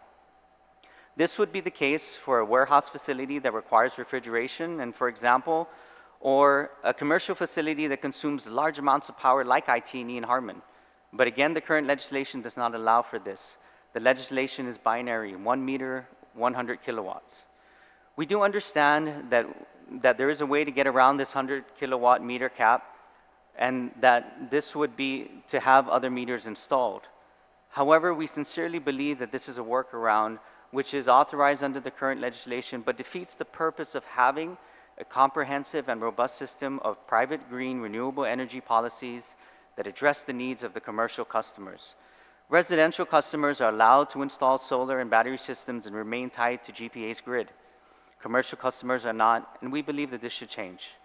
It is important to point out that we are not advocating for unlimited and unchecked solar systems. We believe that any system that is grid-tied must be designed to the standards that involve GPA and their approval so that the sustainability and integrity of the overall power grid is kept in mind. We do believe, however, that the time has come to address the needs of large-scale commercial customers who have the ability to generate energy from renewable systems and consume all of the energy that they produce. We have many industry partners who have commercial facilities that are restricted by these statutory limits, who would consume all of the energy on the rooftops that they can generate, and thereby reducing the load of the grid with clean, green, and renewable energy, but cannot do so today. Currently, we continue to face load shedding, unreliable power from the grid, and ongoing recovery efforts from the latest typhoon, and other issues that we're all enduring together. At IP&E specifically, we fully understand firsthand the challenges of our island and the challenges that our island faces when our power is out, when the only way to keep our businesses running was from diesel generators. Here, the ability for the private sector to distribute enough diesel fuel to the right place at the right time was vital to the recovery and the continuity of critical operations. The entire fuel industry struggled with this in the aftermath of Typhoon Marwar, and I'm sure you can remember the long lines. In simple terms, the more solar that you have in the facility, the less diesel that you would need to burn to keep your facility running. We understand that an integrated grid combining large amounts of solar requires batteries. We believe that the private sector should be and is willing to participate in the advancement of this distributed and integrated grid. With additional utility scale and private solar, as well as battery systems as needed. We will work with GPA on developing this plan and look forward to any opportunity to do so. We are here today to support taking steps in this direction. The reality is that the current law limits any commercial facility to only 100 kilowatts of solar panels, regardless of that profile of that facility, regardless of how much power the facility consumes and what time of day consumes that power. Limitations like these must be adapted to move with the needs of the changing time. The state of our power grid when this original legislation was passed has dramatically changed. We have multiple unit scale solar installations on Guam today, and we have the utility scale battery systems that have been integrated into the grid and that we share and that all we depend on. Increasing the cap of solar installations that a commercial facility can install from 100 to 500 kilowatts is a positive step in the right direction and is well within the power of this legislature to execute. The private commercial sector would like to be engaged partners in the overall transformation of our power grid. This endeavor that we are currently undergoing together will move us from a grid purely dependent on fossil fuels to an integrated, reliable, and sustainable system of baseload thermal generators, solar panels, and batteries where appropriate. Passing Bill 142-37 would allow both GPA and the private commercial sector of Guam to be engaged in a greater partnership. We understand the challenges that GPA is facing with the limited existing generation capacity on this island. The additional capacity required to meet grid demand can either come from existing resources or we can find alternative means to supplement these shortfalls. We believe that 142-37 can provide immediate solutions to assist GPA, but most especially during this time of frequent load shedding. Thank you for your consideration and your time, and we look forward to your favorable support. And this is signed by our leadership, Jim Bigley, Pacific Group CEO, Brian Bamba, the Managing Director of IP&E, and Jim Olderking, the CEO of IT&E. Thank you, Senators. Thank you, Dr. Rivera. Certainly thanks to you guys for fueling excellence and fueling our island residents while we were on recovery mode, most especially. At this time, I'll recognize Mr. Joey Crisostomo. Please state your name and then you can carry on with your testimony. Hafa Senator Kanata, Senator Brown, and Senator Taidagui. My name is Joey Crisostomo. Okay. My name is Joey Crisostomo, and I'm a businessman and avid customer of solar generation and green energy. I want to thank you for the opportunity to testify in favor of Core 142-37, a bill that would expand the opportunity for private commercial solar installations from 100 kilowatts to 500 kilowatts. Let me start by sharing my experience as a residential user of solar power these past several years. I presently have a 22 kW solar system on my house with 32 kilowatt hours of battery storage. I've had it for about a year, the battery storage for about a year now. During the storm and until the grid was restored, which took about 2.5 weeks in our neighborhood, my system provided us with power 24/7. All this without having to rely on our noisy, polluting diesel generator, not to mention having to wait in line for hours to buy diesel for that generator. Also, our system is designed to go off the grid from 5 p.m. to 9 p.m. every night so that it pulls off during peak hours, during GPA's peak hours. It puts us in a good steward. It uses up about 30% of our battery storage, but we're not impacting the grid during those critical times from 5 to 9. And I've been asked to look at going to 11.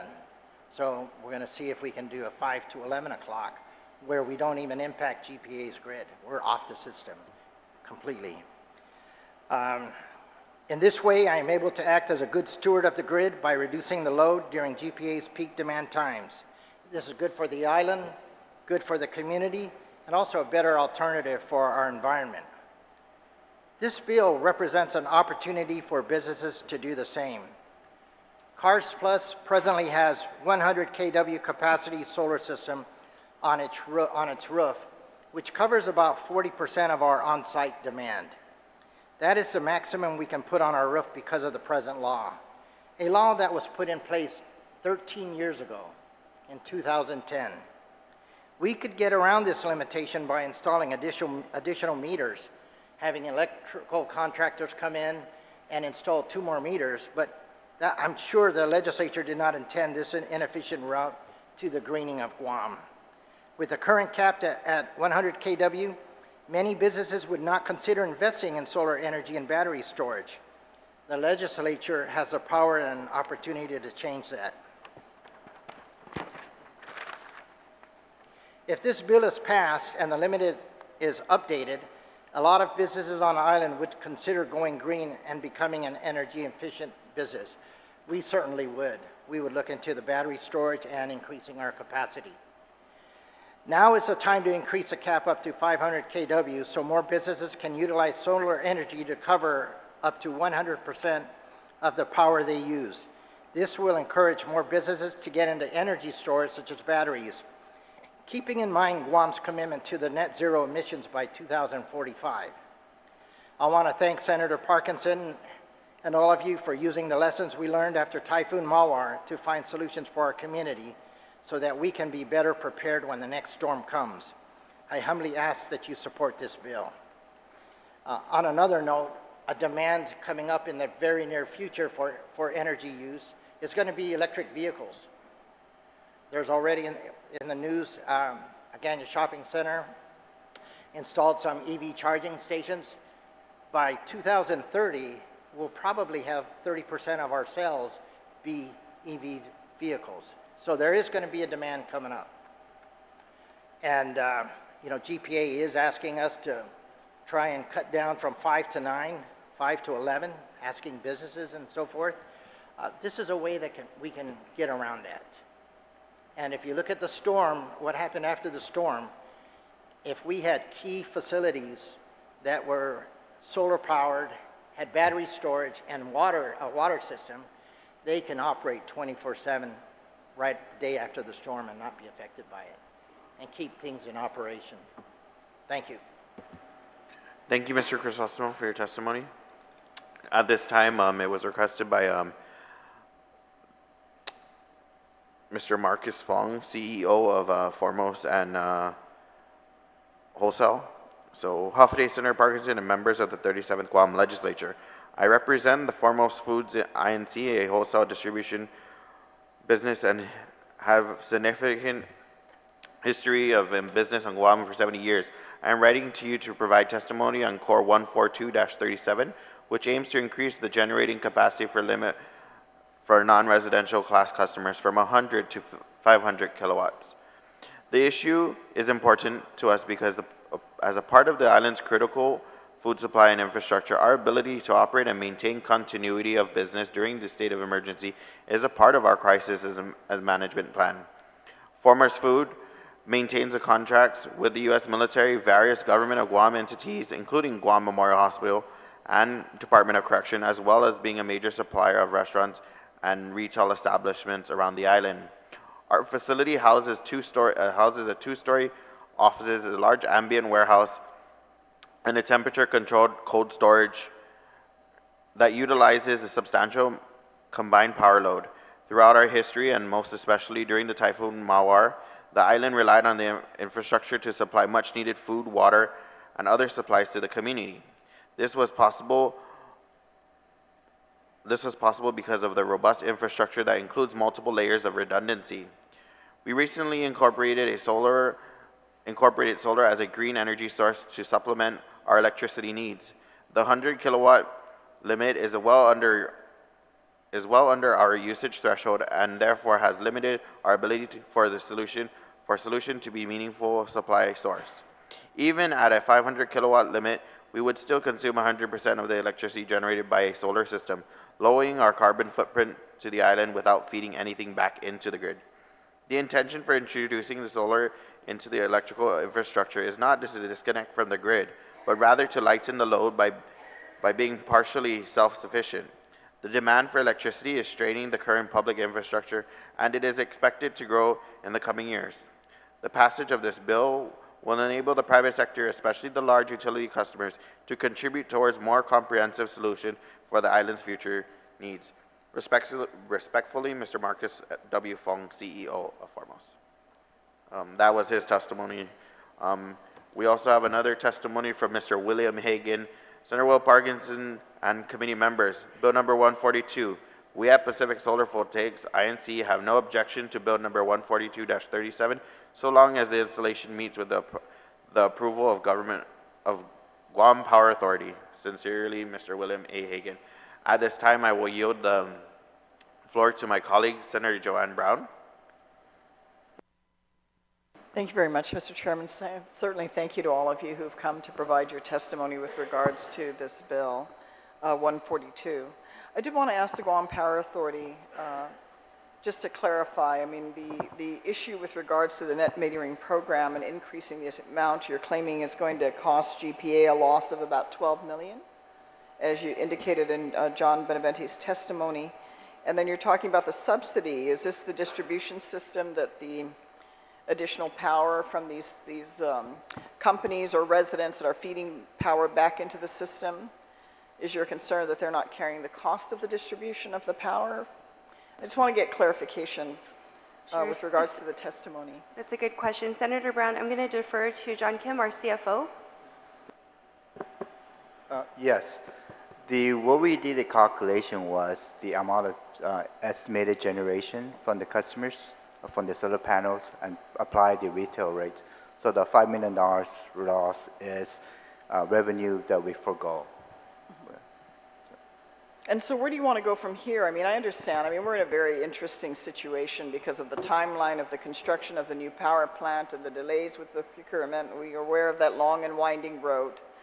And then certainly I'm sure the typhoon has caused some impact. We did certainly see the tank at the new facility. I've not been up there, but just saw the photos of how that would probably require the entire rebuilding of that, looking at the damage that happened, which will further delay the completed construction operation of the new GPA power plant. So what is GPA recommending? I mean, are you going to the PUC to have this issue addressed? Are you looking at charging a fee to these members of the community and the private sector that are contributing additional energy capacity? Because I'll tell you right now, we are all getting extremely tired of load shedding. And many of us who are old enough to have been here for the last round 30 plus years ago and I understand the delay, I understand the issues with regards to Cabras and the older facilities. It's just a timeline and life survival is coming to an end, and the timing of the construction of the new plant, which I know was foreseen many years ago. I know John, who's worked with this for so many years, knew this was coming. But here we are, and you're dealing with a community now that I just think is just totally tired. Having gone through the typhoon and the recovery, and now appliances. I've got a washer and a dryer that is sitting out for FEMA to pick up this year. And I don't know if it's age. I haven't had it that long. I don't know if it's this constant on and off, on and off, on and off, so. Well, those are good comments, Senator Brown. And we do appreciate it, and we did not project the delays that the COVID-19 pandemic would put on our current plans, nor, of course, Typhoon Mawar. So those are real, and you're right, we've been dealing with them and came up with some mitigating strategies that we're working on now. This conversation regarding this bill, I believe, is a part of a bigger conversation. And this bigger conversation all goes back to GPA's Integrated Resource Plan, also known as our Clean Energy Master Plan. So that plan was just refreshed. It's about 1,000 pages long, several volumes on GPA's website.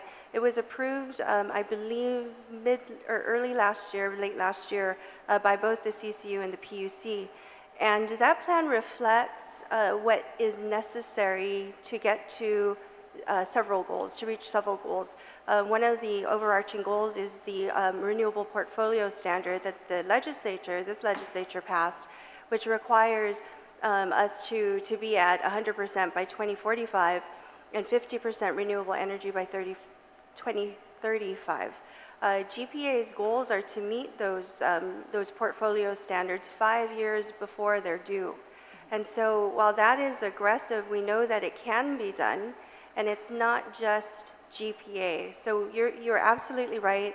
Our general manager, John Beneventi, has been working with this legislature for several years to come up with the agreeable plan. And part of that plan must include the CCU and the PUC. So if we go back to this bill, for instance, we believe that it really should be presented to the CCU so that the CCU can address the docket that is currently before them.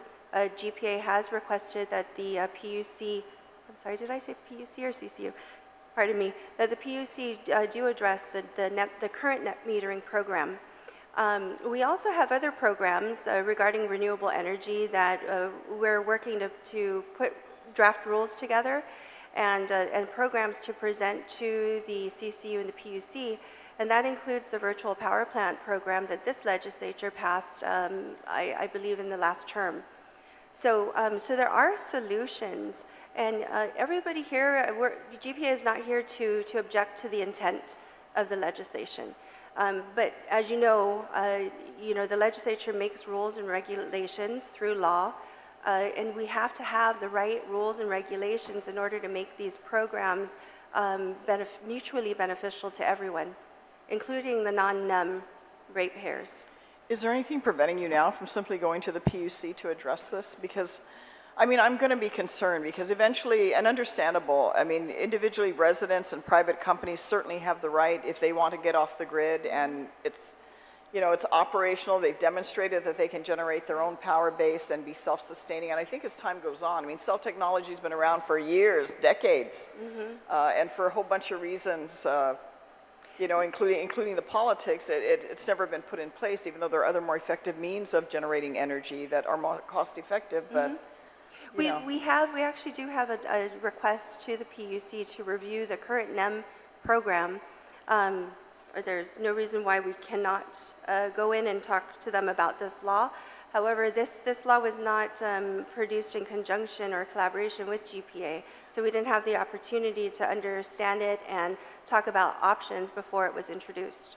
Understandable, but you may want to facilitate that because, I mean, I've been around enough, also long enough to see what happened before with the previous Senator Parkinson, with what regards to, and that was back in the day when the Guam legislature used to decide the rates for the utilities, and we see where that went. We see where our operational generation capability went. It went down. I mean, I was there with John Beneventi when we were going to federal EPA to get permitting for fast-track generators. They're extremely expensive fuel to operate. And we went through that whole chaos, and we were able, at least for the last 25 years, to get some stability. But now, because of where we're at, we don't have that consistency. You may have more residents now. They're going to say, hey, I'm going to put up my solar panel, and I'm going to get off the system. And I'm going to, contribute more power back. And then you have less customers on GPA, and you have a huge infrastructure to maintain. So, it's a thought, but it's also the long-term vision of the viability of the Guam Power Authority itself, if more people go off and do their own. And by all means, I mean, I take my solar panel that I have outside right now, and the power is going to go out 9 to 10, and I take it into my house, and it lights up my whole room. So I think it's something that needs to be planned for. We understand it's a long-term effort. All the initiatives are being put in place. The Marbo project, as a mess as that was getting off the ground. I understand the efforts, but sometimes the challenges of structured organizations, it takes a long time to move. And other things are happening around it that may contribute to the continuing challenges of the Guam Power Authority. So I'd recommend you facilitate, because I'll tell you the popular thing is, oh yeah, let's vote for this. But what the long-term implications are to the residential customers that you have and the commercial customers of GPA, and where we're going to be down the road. Nobody wants to think or do that heavy lifting. It's politically, why? There's no value to it, right? So I would facilitate with the PUC as quickly as you can to have this issue addressed. If you're going to have, I mean, it's one thing if residents and commercial operators maintain their own power system. But if they're contributing it back into the system and you're claiming, well, you're using our transmission lines and it's costing us money to maintain it, but you're not paying for it, I think you need to have that addressed one way or the other, because I also, for those of us that are still on the GPA system, don't want to be subsidizing that to our detriment. I don't think we have anything to gain from that, but the task is immense. Thank you, Senator Brown. We'll do that. I'm hoping that John stays long enough to see the construction of the new power plant, because he definitely, I'm sure 40 plus, if not close to 50 years that he's been working at GPA, and I appreciate the fact that he stayed on, because he's certainly one of the more seasoned members that you have on your team. But I think the challenges are there. We need to address that. I just want fairness for everybody. I don't want to see one over the other, but I see the challenges for GPA if you don't facilitate with the PUC how to address it. And I commend all our commercial businesses that are here that are taking the initiative on their own, for their own sake, for their own operations to, keep costs down, but also just contribute to clean energy in our community. I think we all want to see more of that. Thank you. Again, thank you for all your testimony and providing your insight on this issue. Thank you, Mr. Chairman. Thank you, Senator Joanne Brown. At this time, I'll recognize my colleague, Senator Tello Taidagui. You have the floor, ma'am. Thank you, Mr. Chair. Thank you, everyone, for coming to testify. It's so important that we see people in here to give us input. Many of you are the experts in the field, and we go off your testimony. So I appreciate, especially those businesses that are here today, taking time out to testify in favor of the bill. I'm sure this is something that everybody is leaning toward. Like you said, Joey, there are more electrical vehicles coming on board, if I'm not mistaken. Federal mandates are coming in 2035, saying every production of vehicles have to go vehicle, and these are federal mandates. I haven't confirmed if that is true to form. It is true to form. Can you, for the record, since you're in the business, can you, for the record, 2035, Yes, what is going to happen? There are federal mandates to move to 100% electric vehicles and So everyone other should, energy. so everybody should get ready for that. And we know that it's not these electrical vehicles. I know my sister has an electric vehicle, and she found that she was using a lot of power from the regular grid, and it was costing her so much. So they decided to go to solar power, and this is in Hawaii. So now, it's substantially lower. Their solar panels are now, powering up their electric vehicle. And I'm pretty sure as we move forward with all these areas like the mall and other locations, they're going to be using solar power to power up these vehicles because of the cost of fuel. I do want to ask with regards to GPA, when you said that, I read the fiscal note, by the way, for this bill, and it actually said that according to GPA, they told BBMR that it's going to be $18.27 million in increase, but I'm reading your testimony here, it says 12 million. So I don't know, I'm just going to take your word for it, since you're sitting in front of us, that it is 12 million and not 18.27 million. Yeah, so, and that is my next question. The 12 million that you indicated here, so yeah, 5, 6, 7, so it'll be 17 million, but so the numbers are not jiving with me here. You're saying that currently 5 million is being subsidized through non-meters, what do you call them? Non-net metering individuals. The NEEM, non-NEEM people are taking in that 5 million that you have lost through allowing 100 kilowatts for businesses. Now you're saying if that changes, it's 12 million. Is that 12 million plus the 5 million, or is that 12 million and then you actually technically it's 7 million? And then we'll give you a total of 12 million on what would need to be subsidized by the non-NEEM. The current subsidy for all non-NEM customers, which includes residential and commercial, is 5 million. Okay. And so that is at the capacity right now of approximately 2,500 NEM customers with the combined capacity of 32 megawatts. So the so is that 7 more million? The 12 million is the revenue impact, the projected revenue impact of 25% of the 1,300 current NEM, commercial NEM customers, because this bill is for commercial customers, commercial NEM customers. Now, Senator, I believe that the fiscal impact might have been submitted a couple months ago. So are the numbers that we're using... Oh, wait. before you go, because you're giving a lot of information right now. So you're saying that the subsidies to cover those is coming, the 1,300 current NEM customers are businesses. The 1,300, right? I believe so. Okay, so if this increase happens, or this bill passes, and it goes up to 12 million, I would say go up to 7 million, because you're saying that 5 million right now are being subsidized by current businesses, commercial businesses, because that's 1,300. You have a total of 25,000 already on the grid, right? 2,500. 2,500? 2,500 Okay. are the total NEM customers. And so the 1,300 are generally non-residential NEM customers. Non-residential, okay, Yes, so non-residential. So we And- have, it's not just commercial, there are government, right? There are other different, basically government, commercial, and residential. So in the GM's testimony, he is projecting that if only 25% of the current commercial NEM customers expand their generation capacity by 400%, which is this law, the estimated loss revenue impact would be $12 million on top of the five. current 5. Okay, that's what I wanted. So the total would be 17.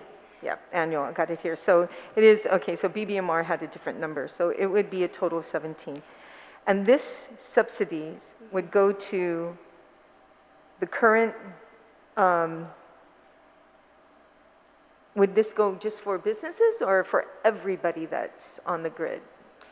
The 12 million would be broken up?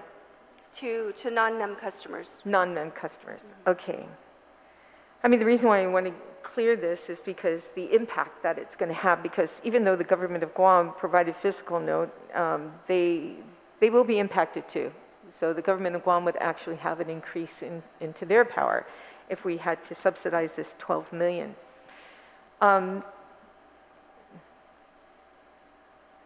Okay.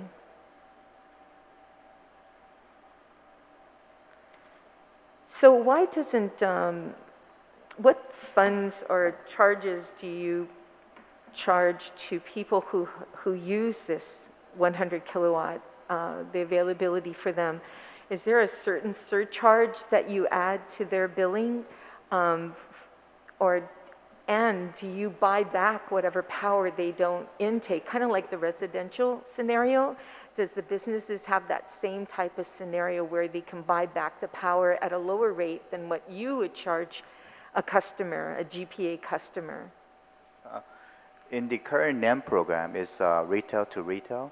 Sorry? So it's a retail to retail, retail rate to retail rate. So we buy at retail rate and we sell it at retail rate. So there's no, okay, so. Yes, that's the word they You don't buy it at a cheaper rate and then sell it to, Yes. you know, our regular GPA people for more money, right? So it's, Yes. okay, so it's even Yes. amount. Okay, is there a surcharge on those who are using utilizing that 100 net metering kilowatt? We don't have surcharges. Well, you do for residential. Don't say you don't have surcharge, because I know you guys have surcharges for not residential, for commercial. There's no surcharges for using renewable energy. Okay, but you do charge businesses a particular rate versus residential? If you're asking different rate classes, there's Yeah. different rate classes. Yeah, But okay. rate class is not based on business, it's based on kilowatt usage. I see. So it's not because you're residential, you have different rate. Because residential classes have different consumption rate. If you use over 1,000 kilowatt hours, you go to rate G. Right now, you're rate R. Okay. So rate is based on consumption, not based on what you occupy. And demand also. And demand. Okay, that's not how I was told. I was told that, you know, if there's a difference, just like the condominiums, you know, there was one meter and you were charging a commercial rate, and we had tried to clear that up, and then so. Yes, So look, for the rates for when we did the commercial, when we did the condominium rate, schedule, I think it's schedule D, what we did is that their consumption is, some of them consumption were actually class P, but since back then the architectural design was to be more phase 3 meters, and then you aggregate it together. So since if you do it by individual, their consumption rate is more residential. So we created a class D to benefit those high usage condominiums. But there is a higher rate. So all these businesses that have this 100 kilowatt opportunity with their solar power still are being charged when they're utilizing the grid a lot higher rate. With regards to this $12 million increase, you're saying it's an increase to non-NEM customers. Why would you only increase non-NEM customers and not increase those who are using solar power or who are NEM customers? Why would you only do to the non-NEM? Well, the idea is, so some of the NEM customers who have solar panels, they actually contribute to the grid, or they use significant portion of the bills. So if they do that, if the bill is 0, and they only get basic charge of $15, they're not contributing to the grid to pay for the transmission lines, the power poles, transformers. Yeah, but they're only using 100 kilowatts. That's only covering like what, 1/3 of some of their businesses, or 1/4 of their business. They're still on the grid.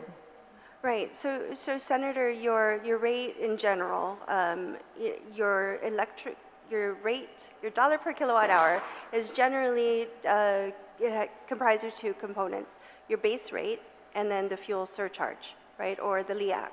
And so for the base rate, which I believe is currently 10 cents, hasn't been increased in years, that base rate pays for everything that John Kim has just mentioned. So general operations, debt service, personnel, everything except fuel. When you address the different rate classes, like Mr. Kim had mentioned, you had mentioned commercial businesses. Depending on the customer's profile, which includes not just consumption but also demand, there may be demand charges. So I believe when, not to discuss the condominium bill too much, but that was one of the issues that we had to agree upon, is the demand charge. A typical regular residential profile does not have that same type of demand. So that addresses the different charges in conjunction with the rates, right? The total energy rate. For your question, if I understand you correctly, you're saying if a commercial NEM customer has panels and they have panels up to 100 kW, but they generate more, they demand more from the grid, why aren't they paying their fair share? Or are they paying their fair share? And the answer is yes and no. So when they are pulling energy from the grid, they are paying retail rate, which includes the base rate. When they are exporting into the grid, GPA is paying them under the current NEM program 100% of the retail rate. So the net is 0. It can be 0. So depending on how much you export and import, essentially, you're not paying for some or all of the base rate. Okay, so I'm seeing how you guys are doing your calculations now with regards to that. So these guys kind of get a little break because they're putting back into the grid or the power that they don't utilize. So let's say this bill passes, okay? The bill passes. What is the process? The next thing, the bill passes, what do you do first? Do you go to CCU? Do you go to the PUC? I mean, what do you do first? And then how do you implement it? Well, yes, we would have to go to the CCU and definitely the PUC as this impacts rates without even talking about But what are you going to ask the PUC? Well, essentially what Senator Brown asked us to do now is the PUC has to review this, and there has to be some rules and regulations, as we had mentioned before. This would be a different, it could result, right, in a different rate class. They would want to do an impact study, a fiscal impact study. So that is why we are suggesting in our testimony that that this matter be referred to the PUC so that we can create a program with the PUC and with all the stakeholders. What about the CCU? And the CCU. But So we do always you have go to to go the to CCU first, and We then do. you go to the PUC? We do. Okay, so you'll go CCU first, and then you go to the PUC. Correct. And then from there, they will look at that in assessment, and they will probably ask you to go back, do an impact statement, blah, blah, blah, blah. But you'll probably already do that before you go to the PUC, correct? Because when I've noticed that when the CCU has made, or GPA goes to PUC, they've already got everything in order and set, and kind of give your recommendations to the PUC. And from there, the PUC makes up their mind. Oh, they do, and it's not unusual for the PUC to request for additional studies, additional Okay. information. So when we vet this through this process, it does involve all the stakeholders at each level. So the Yeah. CCU may call at their level for stakeholder engagement, and at the PUC, absolutely an additional round of stakeholder engagement. And the PUC can also say, well, there will be no rate increase to Absolutely. non-meter, non-NEEM individuals, and that the GPA will have to eat it somehow, you know, and move from there. Joey, you had something to say. Please go ahead. Turn on your microphone. Thanks. Okay. Real quick, I just want to recognize my colleague for joining us this morning, Senator San Augustine. Thank you. Hafa Senator. Welcome.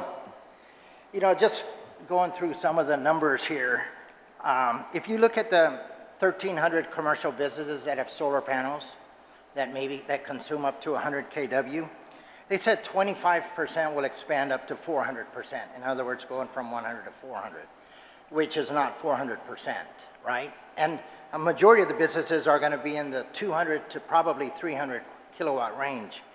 25% of that is 325 businesses. And I don't think that many businesses have the roof space to handle it, or they use that capacity. Speaking with Mr. Shimizu with Ambrose, he has the roof space, but their capacity that they use, he was telling me they're probably only going to put 250 to 300 kilowatt of panels on the roof. So I don't think that number is going to be that high. And you know, to assume that the existing commercial NEM customers is going to come out of GPA's pocket and not charging the non-NEM customers, that could be somewhat misleading. And I don't think we should, you know, looking at this bill, looking at the simplicity of it and what we want, GPA can fix all the issues they want with PUC and GPA. GPA still has to give out the permits and approvals for the projects, but it shouldn't delay. We should not have to wait for studies and reports and 3 years later be addressing the same thing. Personally, we have businesses that want to contribute, want to go to green energy, clean energy, want to reduce their you know, their power bills and operating expenses. With everything going up, we're looking at everything we can to reduce our operating expenses. And how can we help the environment at the same time? We could do that with this bill just from going from 100 to 400. That'll solve a majority of the problems. The issues that GPA is bringing up, they can fix it. We're not against that. They can address the NEM rates. They can make it work. And maybe moving forward with this, they'll move a lot quicker, knowing that the more companies that come on and increase, the more that's going to affect them. But we cannot, you know, I can increase up to 300 tomorrow.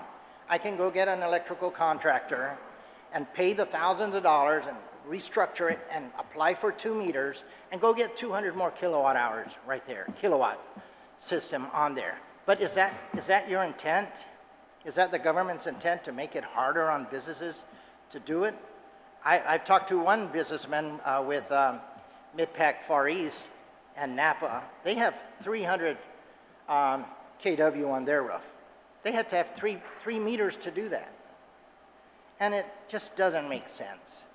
You know, we researched it, looking into getting more meters, and it just keeps coming back to me, shaking my head, saying, is this really what our government wants to do, or GPA wants to do, make it harder on businesses to be more efficient?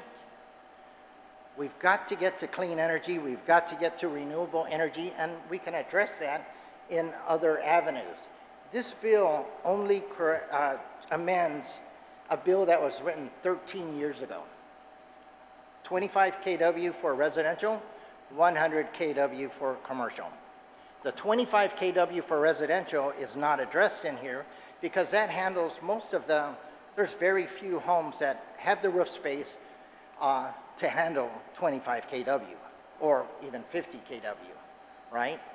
Business is at 100 kW when panels were, the efficiency of panels back then, 13 years ago or 10 years ago, was like 220 kilowatts per panel. Now they're in the 380, the 505s. They've become more efficient. And so that's less roof space needed. And, you know, again, I ask you to approve this and not get it tied in with net metering and things that can be fixed.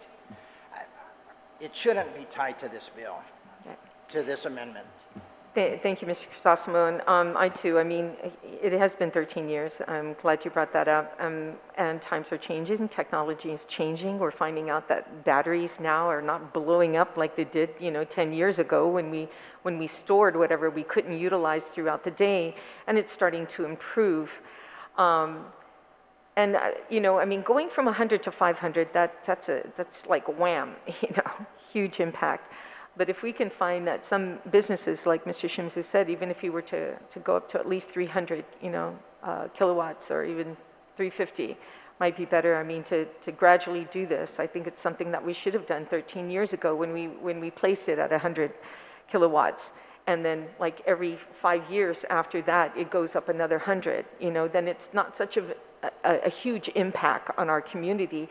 If the PUC decides to, you know, have the people of Guam shoulder, you know, any cost to this increase. I mean, we do realize we have a huge generator in Dedito that's being built, and someone's going to have to pay for that, you know. And regardless, you know, we're already paying an astronomical amount in power right now. But you wanted to say something, and then I'm going to go to. Yes, you know, on the excess power produced by these solar plants, solar projects on our roofs, it goes back to the GPA at the end of the year, December 31st. This was changed 2 years ago. In the past, it used to be the user would get a check, right? For all the use, basically the excess power, we would get paid for it. It's been changed now where it goes back to GPA at the end of the year.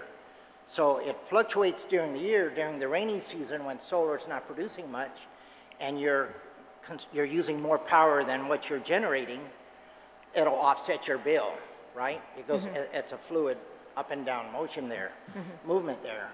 And that goes back to GPA that GPA can sell to others. Right. And not going back to the residents or the commercial customers that are producing that power. Right. It's a big investment. Solar to put solar panels on your roof is a big investment. And the payoff is long term. But it's good for the environment. It's good for the business and the community. I agree, and solar power also is not something that lasts forever, because as the years go by, after every 10 years, you have a certain percentage of the cells dying, and then you have to be replaced. So after about 25 years, you're going to have to replace almost 15% of your cell capacity. So I do realize that, but once again, you know, I think that in order for GPA to buy back power that you've generated as a solar user, they need the facility in order to transfer that power to and from other areas. And we've got to keep that grid going. However, we also need to change with the times and technology and go green, you know. And I'm sure GPA has that perspective in mind and realize that they have goals and timelines they have to meet themselves, which means going into a green capacity. And I think technology has gone faster than we anticipated, which means that now is the time to go ahead and increase the amount that businesses, and I support that. You know, I do support it, but I don't think we can go at such a huge, 500 at this point, like anything. I mean, we just had a 22% increase in raises here, which should have been done, gradually throughout the 10 years instead of slam right one time, hit. That's going to cripple us. Doggone it. Yeah, that's right. And it's hurting our government right now because we're doing that. So I think a gradual increase is something that's needed for this. But Tracy, I'll let you go ahead. You wanted to say something earlier. Yeah, thank you, Senator. I don't want anyone to misconstrue GPA's position on this. We absolutely agree with the intent. We have renamed our integrated resource plan the Clean Energy Master Plan. We have said that we are going to meet our renewable portfolio goals ahead of the deadline. We are absolutely vested in what we're doing for to ensure that we have clean and renewable energy. And so we don't want to, we want all of the commercial NEM customers to be our partners. But when we look at just this law, as simple as it is, and I do appreciate that it was crafted very well, but the devil's in the details. And so that law that we're currently wanting to change is absolutely connected to the net metering program. And so it's not that GPA does not want to see this happen, but it's very important that we see it through in the correct way. And so one of the main some of the main entities that are missing from this conversation is the CCU and the PUC. And so we really need to discuss this together and not have a side conversation, change a bill, and hope that there aren't any unintended, consequences later. That's just our position. Thank you. I think it's not to, I think it's something that we need to make happen, and the intent is fine, but the intent is to go with the times. And this is something we have to do, okay? So thank you, Mr. Chair, for the opportunity, and thank you, everyone, for testifying. Thank you, Senator Taitigui. And this time I'll recognize my colleague, Senator Joseph Augustine. Thank you, Mr. Chair. I'm just reading everyone's testimony, and I have no problem with where it's at, the bill. There may be questions about it. I see GPA's, I see Mr. Crisostomo's testimony. I just finished reading that, and also GPA's. I'm reading the others, and I'm trying to understand where GPA is coming from. You talk about not the business, it's more the impact of the non-business people like me, who have a solar panel on my roof, and I'm not getting the deal that I thought I would get. Okay, that's something I'll deal with the solar company. But what I'm hearing from the businesses is that they're not open 24 hours. They're not like home residential people. They have a normal working hours, and then they're closed. And if the sun stays up, they're going to still produce, and the power is still going to go to you folks. And I don't know if you're paying. Is GPA paying any of the businesses for the extra power that they generate, or they're not generating enough? I don't know. Maybe you can answer that. Right. So under the current NEM program structure, we do pay, as Mr. Kim had said, full retail rate for every kilowatt hour that is exported into the grid, so essentially given to GPA. As Mr. Crisostomo mentioned, at the end of the year, if you have excess credit as a NEM customer, that credit is just zeroed out, so it is not paid out. It's essentially a use it or lose it within 12 months, right? Calendar year. I'm trying to understand the word use it or lose it. You got it. Right. They lost that.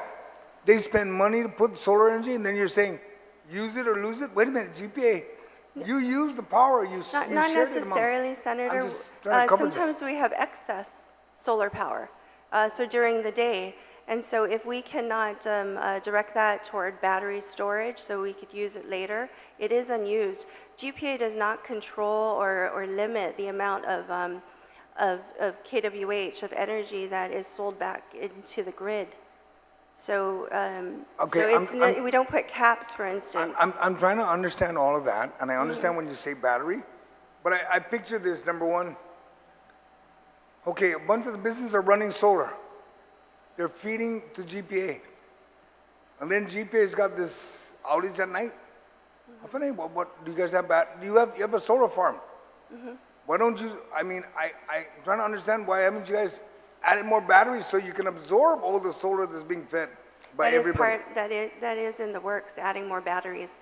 There is a limit, and we have been here before to talk about the capacity limits of battery storage. The majority of NEM customers do not have battery storage. GPA put in 40 megawatts of battery storage, I believe, 2 years ago. About 16 megawatts it addresses the utility scale solar farm down in Dundun. The remainder of that battery storage addresses the intermittency for the now 32 megawatts generated by the NEM customers. So even with all of the battery storage, we are still seeking more.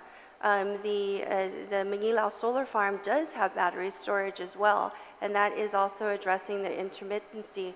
So similar to what Mr. Crisostomo said, and we take no issue with everyone's testimony here, but similar to what Mr. Crisostomo said, battery technology has improved, and it is getting less expensive. And however, because of the demand, it is hard to get right now. And so that, we all have to wait, whether it's utility scale or residential scale.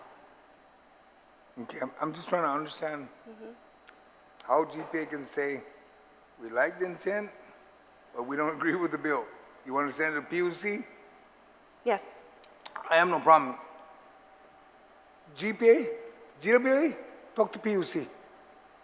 But for us, if it's good, we're going to push it, PUC. I don't believe this bill was yesterday's bill. It's Bill 142 is not that long ago either. But it's not something that was not talked about during the election and campaign time. They're trying to find a way to reduce the cost of the people, the common folks, and the businesses. And you remember, for GPA's standpoint, fought hard for that second power plant, and then you guys killed it, and then typhoon hit, and then now that power plant is on a slow motion to get repaired. Remember from typhoon? It's not slow, Senator. We're getting to it immediately. There is absolutely a push to get it done. I know there is. I'm just saying is that when remember there was 2 power plants we pushed for.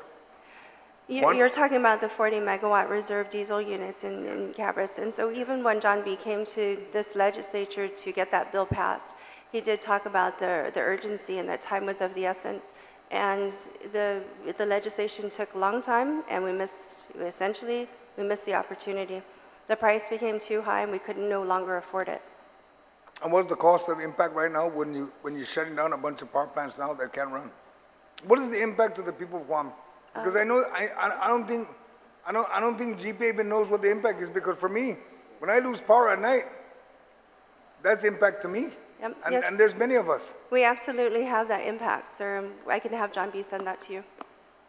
Okay. But I just recommend GPA, GWA, get with PUC and get them on a fast track to figure out what they want to do. Because if this bill moves any forward, and it moves fast enough, if it becomes law, it becomes law. Yes, I'm sorry.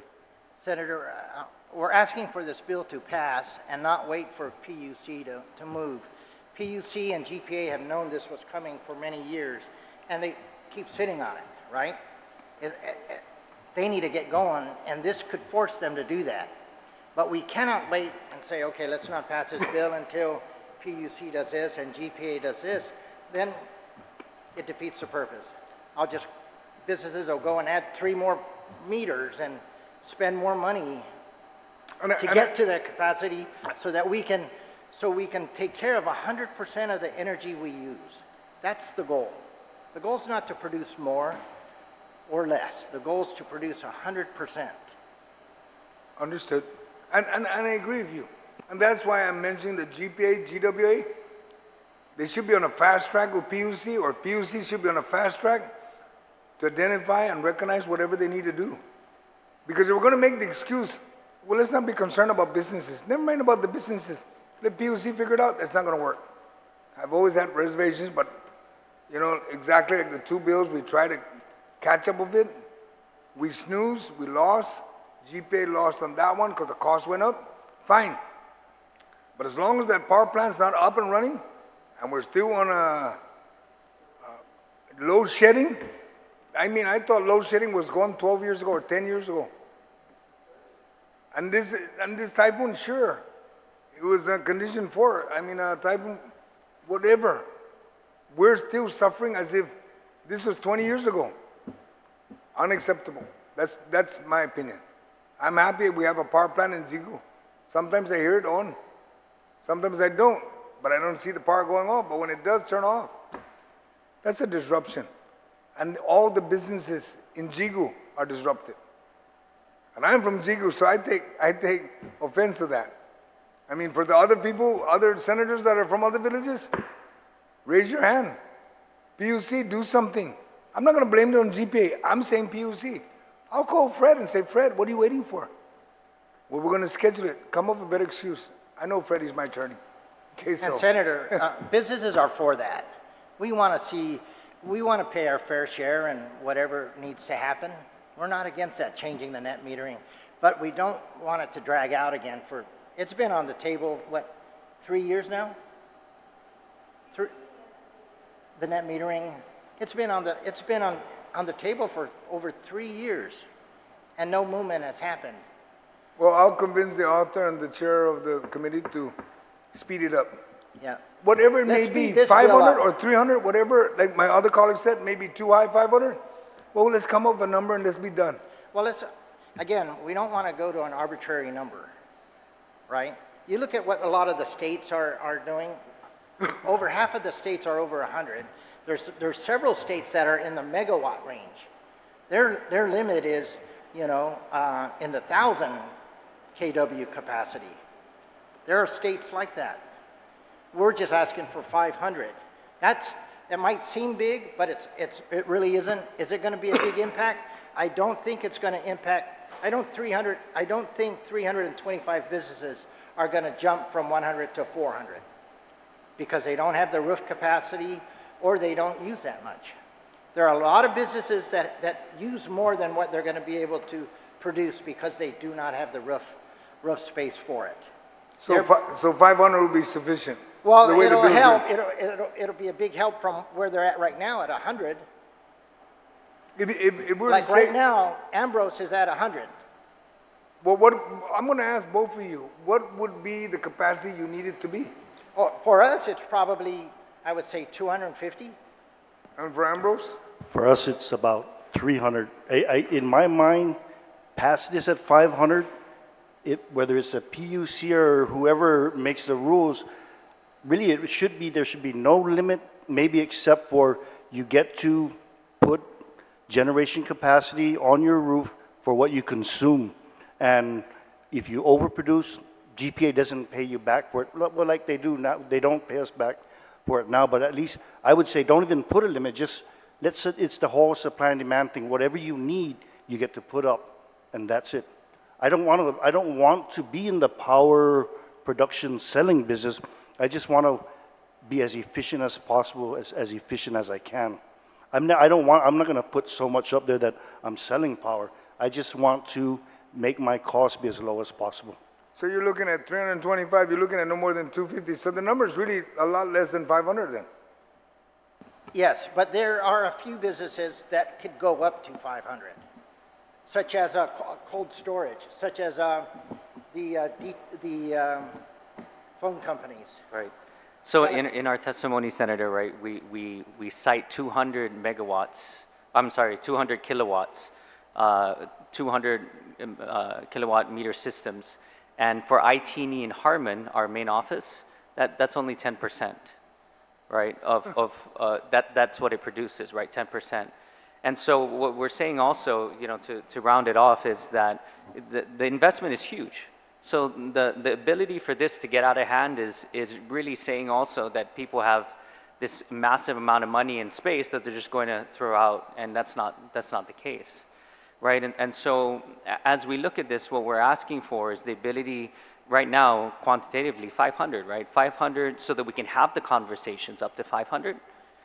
Because there's still going to be, as everybody's mentioning, caps and rules, right? The rules that GPA is going to put into place and the commissions are going to put into place are still there.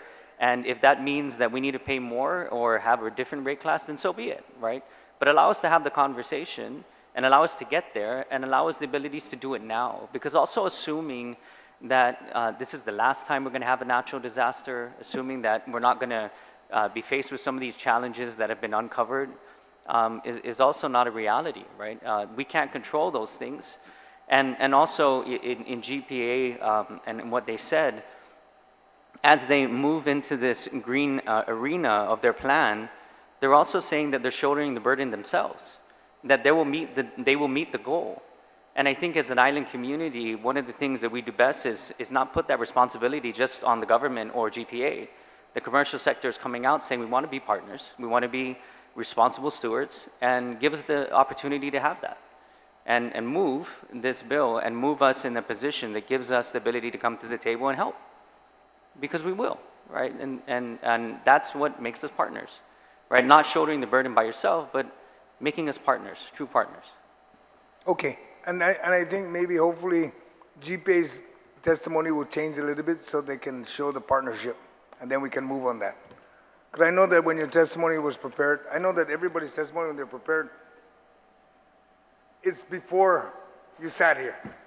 And I know that after the discussion today, hopefully some of your testimonies will change and start identifying numbers, and GPA will start coming, because I don't want GPA to be footing the bill either, because it'll come back. It'll come back to me and to everyone here. You own a business or not, you still have a house. So you're going to still have to pay something. And if it's going to come back and bite you, and the business want to be partnership with GPA, then let's make it work. And we'll just move on that. But I will speak to the author that let's move on this bill. Let's move on. I'm not going to wait. I'm not going to be here 13 more years. Okay, I'll tell you that much. I will not. I refuse to be here for 13 more years. I'll be too old. Thank you. Thank you, Mr. Chair. Thank you, Senator San Augustine. At this time, I will conclude public hearing on Bill 142-37 Core. Again, Senator Parkinson was unable to hear this bill, and that's why I'm overseeing it for now. Thank you guys for your testimony. Thank you for coming out today. We appreciate all your testimony. Have a great day. Drive safe.